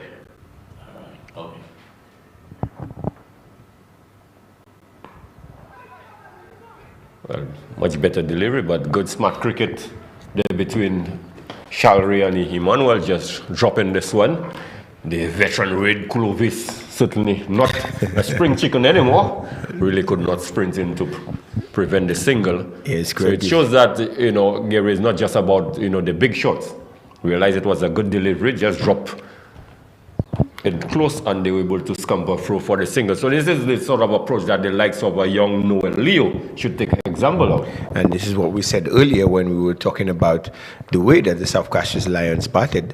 After they were getting boundaries but not able, they were looking to go after every delivery. So the single game is still very important, as we see another good delivery there by James. So James has gone for 9 in the over. Yeah, but 2 deliveries that followed the 6 that they got, they were good enough deliveries. Very much so. But you see Monrepo again still getting singles from good deliveries. So very good batting there by the Monrepo Stars batsmen in the captain Christian Shallery and Sabinas Emmanuel. Sabinas has moved to 22 from 14, and Christian Shallery 8 from 8. So Christian Shallery just striking at 100 there. And James again bowling a wide delivery there So South Castries Lions not helping themselves in the field at all. Extras already 13. Extras has already gone to moves to 13. Another 49 runs to win from 38 deliveries. So still a very tight game, Greg. Couple good overs in there, and they might see put Monrepo back on the ropes. But so far, Monrepo is ahead. Good slower delivery there, Greg. So a little bit of variation from James. Yes, James. Certainly, he's shown that he can bowl a few good deliveries, but it's a question of his ability to string a number of good deliveries together. Yes, he hasn't been able to string those good deliveries together. He's considered the 11 in 5 balls. Let's see how he closes off that over as James is going to bowl to Christian Shallery. Christian Shallery comes and he pushes that ball, he flicks that ball, and the direct hit, and it misses there. No, that's Leo. Misses the direct hit there, but nonetheless, good stuff by South Castries. Good backing up too. After firing at the stump, Monrepo moves to 43 without loss in 4 overs, Greg. Yes, an opportunity for a run out, really missed there by Noel Leo. Christian Shallery looking for a quick single, which was really the call of Sabinus Emmanuel, because the ball was played towards the short fine leg, which was not his call. But he was stranded almost mid-pitch. Had gotten to the point of no return. And Leo really missing out on that opportunity to effect a run out. But at the end of the power play, the Monrepo Stars, they are 43 without loss. So there's just 7 runs adrift of where the South Castries Lions were there. After 4 overs, the Lions, they were 50 for 2. Yes, so it was Siobhan Leo, number 36, that missed the direct hit there, Greg. Not Noel Leo, but the 2 Leos on the field. Noel Leo is at a long off, and Siobhan Leo is at long on. So 2 Leos at long on and long off here. So our apologies. Yes, so our apologies here, but we see James is going to bowl. Sabinus hits that ball and he edges that ball outside Austin. Good catch by the wicket keeper, Jalen Chandler. Jalen Chandler looks like he has good hands, Greg. From the first game, he did fantastically well behind the stump for the South Castries Lions. So that's a very, very vital catch being taken there by Jaden Chandler in the defense. The 91 runs there, but Monrepo nonetheless, they've gotten a good start from Sabinus Emmanuel, and the score is now 43 for 1. So they've lost their first wicket. As we see, another left-hander is going to come in, so a left-hander replaces another. So Sajrak Descartes comes in at 3, Greg. Yes, a good timely breakthrough there for the South Castries Lions. Certainly these Monrepo Stars, they were off to a very good start in the power play. Similar pattern to what we saw in the South Castries Lions. But from the 5th over, the South Castries Lions, the Monrepo Stars, they were able to pull things back. And similarly, in the 5th over, for the South Castries Lions, they have taken a wicket of the Monrepo Stars, Sabinus Emmanuel. So is that an indication that, Gary, that they may be able to start pulling things back as well?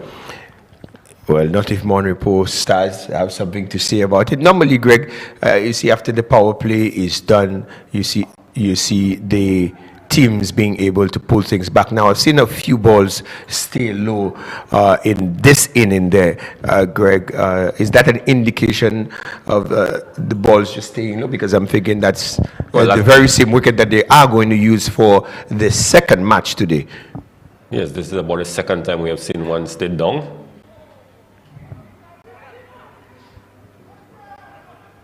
A wild throw there, bowler unable to gather the ball, and they are back for a second run.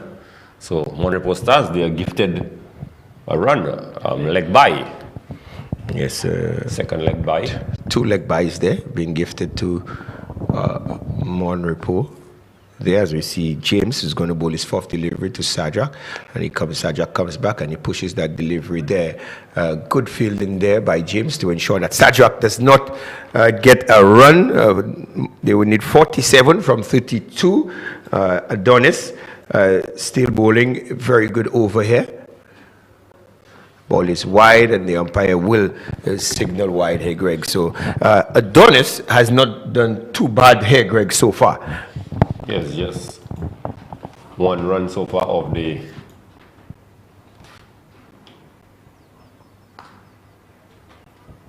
well, this one is swung through the point region, and a good bit of fielding there by young Paul. Getting wrong there. Saving 2 runs for his team. Yes, good fielding there by the young Kensley Paul, who hails from the St. Lucia Sports Academy. I'm surprised that I have not seen him bowl, because I do believe if he bowls, he has some variation. So he probably will be able to get a wicket or something, or bowl a lot tighter than maybe the captain would have expected. But maybe Wade has not seen Paul lately, bowling wise. Not a good delivery there by Adonis, as you see Paul, just doing very well on the sweeper boundary here. He's sweeping on the offside, and a good over by Adonis. Just the 3 runs coming off the over. Greg, Monrepo Stars 48 for 1 in 5. They need another 5 overs. They have another 5 overs to get 44, Greg. Yes, so a good over by Adonis, just conceding 5 runs in the over. So the South Castries Lions, they need to continue picking up wickets if they are really going to make a match of it. Is it Man coming back into the attack? Yes, Man is coming back into the attack, and Man needs to ensure that he bowls much better than he bowled that first over there. That first over he had went for 16. Not a very good over by Man.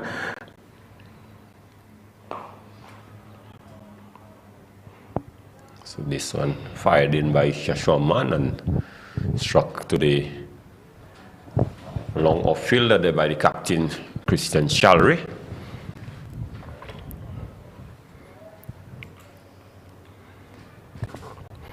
We see the captain, Wade Clovis, showing Man a lot of confidence in his bowling, giving him another over after he's conceded 16 in the first one. But nonetheless, he started off very well. Let us see how he bowls to the left-handed Sajak Descats. Sajak hits, and he hits well through extra cover, and that's a fine shot by Sajak Descats through extra cover. And again, Man puts his hand on his head, but not able to contain Sajak Descats. So another boundary being conceded by Man here. Well, last delivery they just fired in by Man, but basically on a half volley length, and Sajak Descats just throwing the bat at it, getting the ball through the cover region. Much better ball, a little closer. Unable to really free his arms on this occasion, looking to drive. So they have brought up the 50, and this one is driven to the square region. They've gone for 1, coming back for a second. Good throw there by number 6, Wendell Inglis. Nice flat throw right on top of the stump here. Sajak is opening his desk, opening his account here, looking very good. 8 from 8 deliveries. We have the captain, Christian Chalry, on 9 from 11. And Joshua, and that ball going over the long off fielder there for 6. So Sajak getting his first maximum of the day. He's moved to 14 from 9 deliveries, and Joshua Man has been bowling some buffet deliveries there. That was a buffet delivery. Certainly help yourself. And this one again is going to go through the boundary and just caress this one past the captain at short cover there with Clovis for 4. So certainly Joshua Man bowling an expensive over. The 2 overs he's gone for 33. 33. So certainly was not a wise idea to bring Joshua Man back into the attack after conceding 16 in his first over. He conceded 17 in the second. Yes, Joshua Mann has been averaging. He has been going at a very steady clip from the very first game. Not sure why the captain, Wade Clovis, gave him a second over. Maybe he doesn't have that fifth bowler or that sixth bowler. Well, you still have the likes of Malcolm Monrose. He has himself the captain, Will Clovis, and you didn't get Hensley Paul as well. Very much so. I'm not sure why he gave Joshua Mann that second. So there are that second over, and I'm certainly sure he would be kicking himself right now in terms of that choice that was made. But nonetheless, Monrepo need 27 from 24 deliveries, and Monrepo has done well. This one is hit straight back past the ball, and it has gone all the way for 6. So good positive hit in there by the captain, Christian Shalry. Yes, and that ball went for 6. So that's not a maximum here by the Monrepo batters, and the Monrepo batters are really pressing on here, Greg. Score moves to 71 in 6.1 overs, and Shalry joining in on the party is 15 from 12 deliveries. And I'd like to think, Greg, with the way Sajak Descats has come into play, has really released some pressure on the captain. So the captain is playing a lot freer right now. As we see, he's going to face his second delivery from James, and he pulls into the onside. As we see, Hensley Paul comes in and he feels well. Good throw into the keeper here. Yeah, well, it's important that at this point in time that the Monrepo Stars perhaps look to win this as quickly as possible, because you never know in the back end of the inning in the tournament, Gary. Run rate might come into play. Yes, very much so, Greg. As you see, James again is going to bowl another delivery to Sajak. Sajak pushes that into the vacant mid-wicket area as the bowler comes around and prevents a second run. Score moves on to 73 for 1 in 6.3. Further 19 needed in 21 delivered. So Monrepo now, their current rate is at 11. They only require 5.7 runs to win from there. And Sajak, Christian Shalry just trying to work that ball in between backward point and short third man, and missing out on that delivery there. Adonis.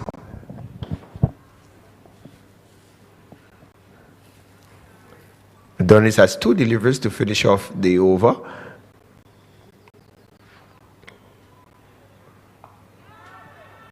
He does find the gap on this occasion. Ball just going past the man at the point and the backward point region, and it has raced through the boundary for 4.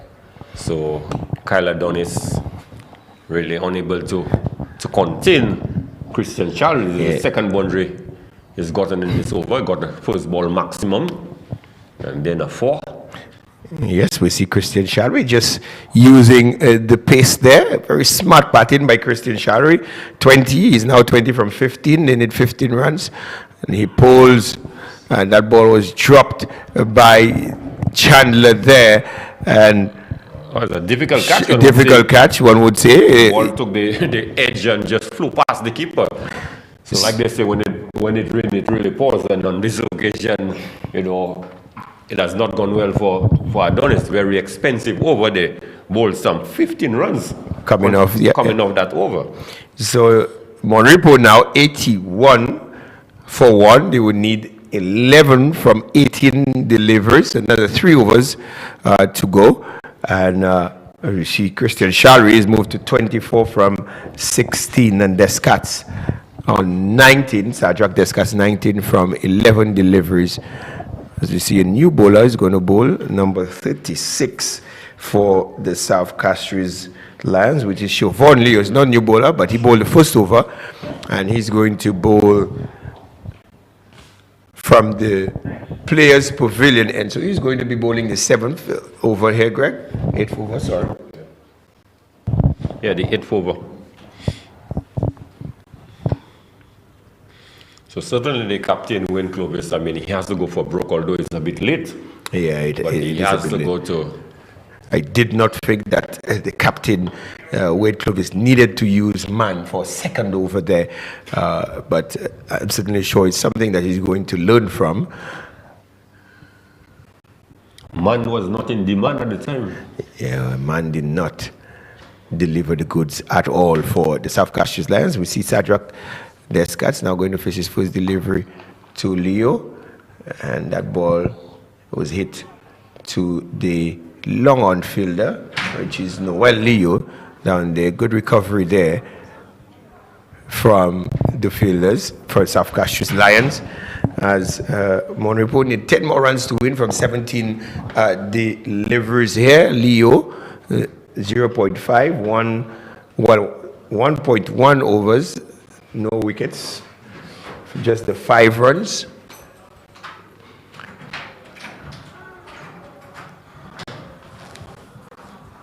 So do you think Monrepo would look to win it in perhaps this over?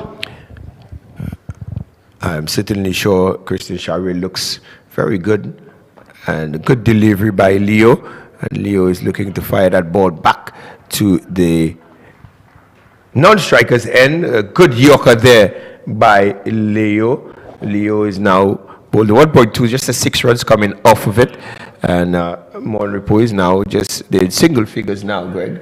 They need 9 more runs to win, and the defending champions, they're playing like defending champions today, Greg. Yes, certainly they a much improved performance on what they had on day 1. Very much so, Greg. As you see, Leo is going to bowl his 3rd delivery to Sadrak. Sadrak hits, and he hits very, very well, straight over the bowler's head. Sadrak Descat's very, very good shot there by Sadrak Descat's. We know of his batting prowess. We know how strong he is, and Sadrak just showing how good of a player he is there, hitting that ball straight past the bowler for 6, straight into the players' pavilion. Certainly not one of the shots that the fast bowlers would favor, to be hit straight back for 6. So let's see what the response of Siobhan Leo would be. Typical fast bowlers' response, just dug this one in. They've gone for 1 finger of a second, possibility of a run out, and the keeper unable to collect cleanly. So they're able to complete 2 runs. Scores are level now, Greg. And Sadrak Descat's 28 from 14. 28 from 14. They need just 1 run to win and 14 deliveries. So Monrepo does that. They will do it in quite a few balls to spare, Greg. And certainly this looks like the winning runs for sure. It may, the fielder comes across from the long on, but the run has been completed, and a comprehensive victory there for the Monrepo Stars, winning by some 9 wickets there. Comprehensive it is, Greg. Good innings by the captain, Sadrak, not Sadrak, but Christian Shalry, and Sadrak Descat's coming into the Monrepo team. He scored 29, Greg. As we see, Sadrak has scored 29 from 15 deliveries, and Shalry, bring the captain's in there, 25 from 18 deliveries. Just what the doctor ordered for the Monrepo Stars, and they're back to winning ways here, Greg. The defending champions, they're back to winning ways, as we see the players just exchange handshakes there.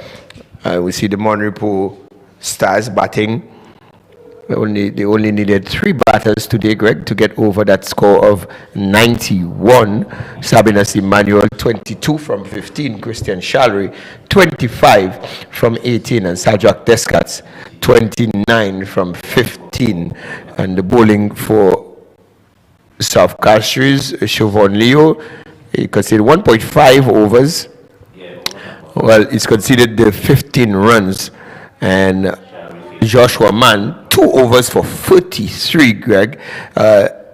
Xavier Gabriel, 1 over for the 12 runs. Kenrick James, 1 over 10. And Kyle Adonis, 2 overs, 1 for 19. So commanding performance here by the defending champions, Greg. Yes, certainly. This game they played like true champions in the bowling department. They did not have the best of starts. After 4 overs, they had considered some 50 runs, but they really pulled things back.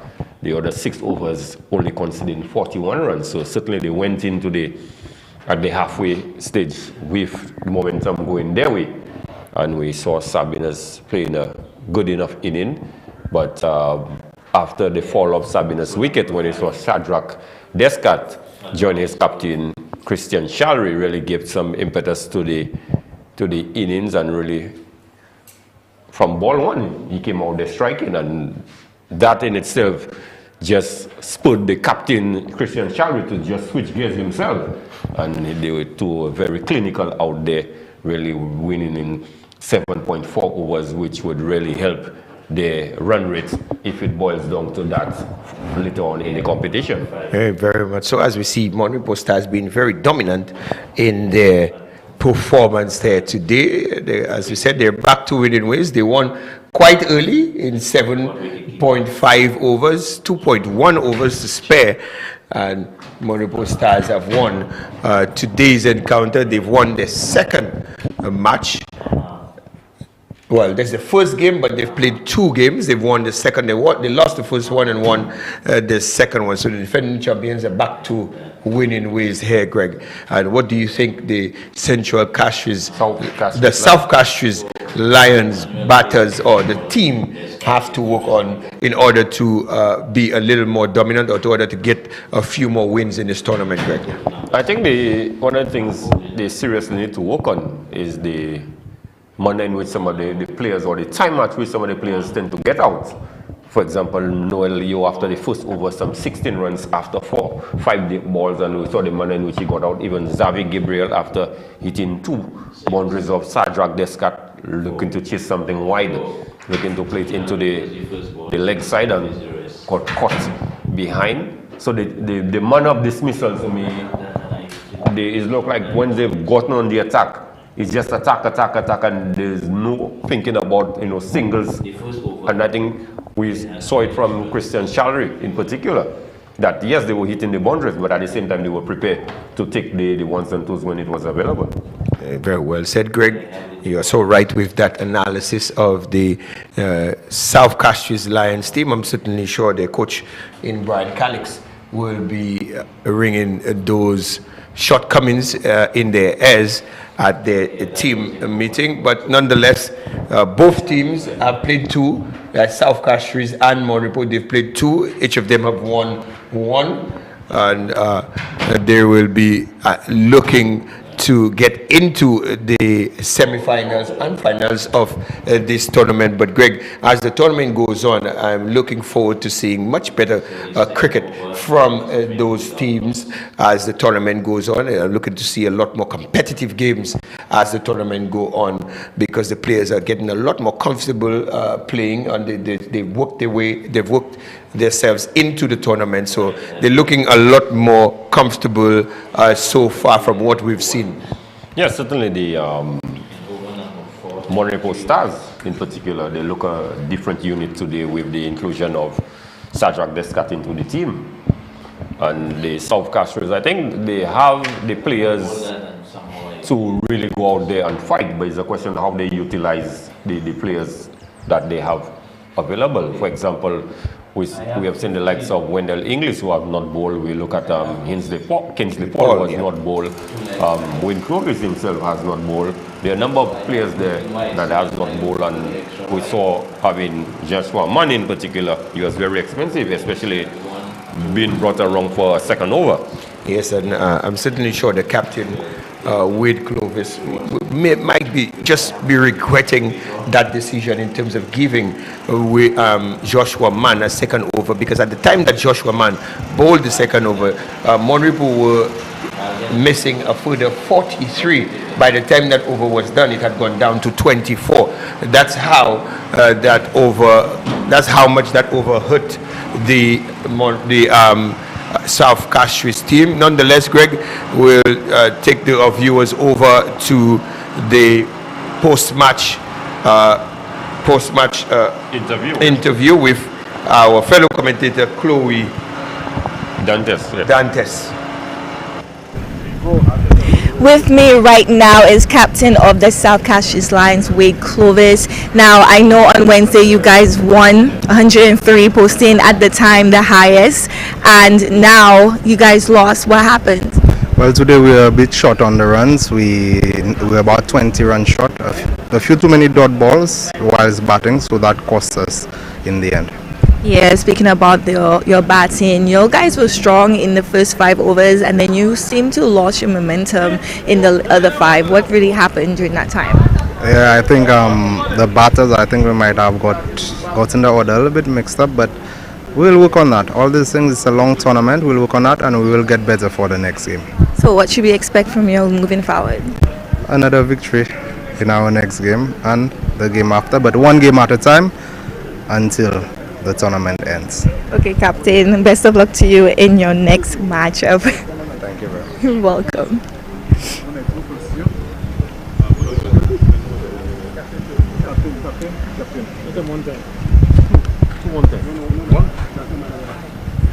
Okay, thank you very much. Congratulations on your match. Seems that this target was easy for you to reach.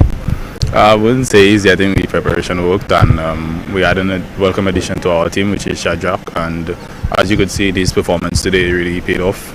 So I think applying ourselves when we won game a sighter, and then now we're in it to win it. Why did you add Shadrach to the team, though? Shadrach is always part of the team. He was away on duty, on national duty, and he's back now. So would you say that with his addition that we should expect more wins from the Monaco team? Definitely. I think that's the plan going forward, with or without Shadrach. But he makes it out easier, you would say. His bowling is exceptional, and his batting as well. As you can see with the performance today, was really good. But kudos to my bowlers as well. I think with some sloppy fielding there here and there, the bowlers still held good. And in the end, it paid off, restricting the batsmen to only 80-something runs. Yes, I saw that. So holistically, what would you say about the team's performance? Really good, really good. I think the guys would disagree probably because they were looking at missed chances. But I mean, in 10 overs, missed chances are not necessarily the end of the world, because you're not necessarily going to bowl out the team. You want to restrict, and I think we did that even with the missed chances. So that's the most important thing to take away from the encounter. Well, congratulations. As I said, this is your first win in the tournament, and of course we expect a lot more from you guys. Right. Joining me right now is man of the match, Shadrach, yourself. Awesome performance. You came out to win, 29 runs for you. Talk about your performance. First of all, to thank the Almighty for, helping me throughout this game. It was just a bit of backing myself, believing in myself, and, in the end, executed. Okay, well, obviously, here's your trophy. Congratulations, as I said, and we'll be expecting a lot more from you moving forward. Thank you very much. Yes, of course, you don't have to go anywhere. We have our second match of the day coming up soon, and this is me, Chloe Dante, signing out, and back to you guys at the commentary box.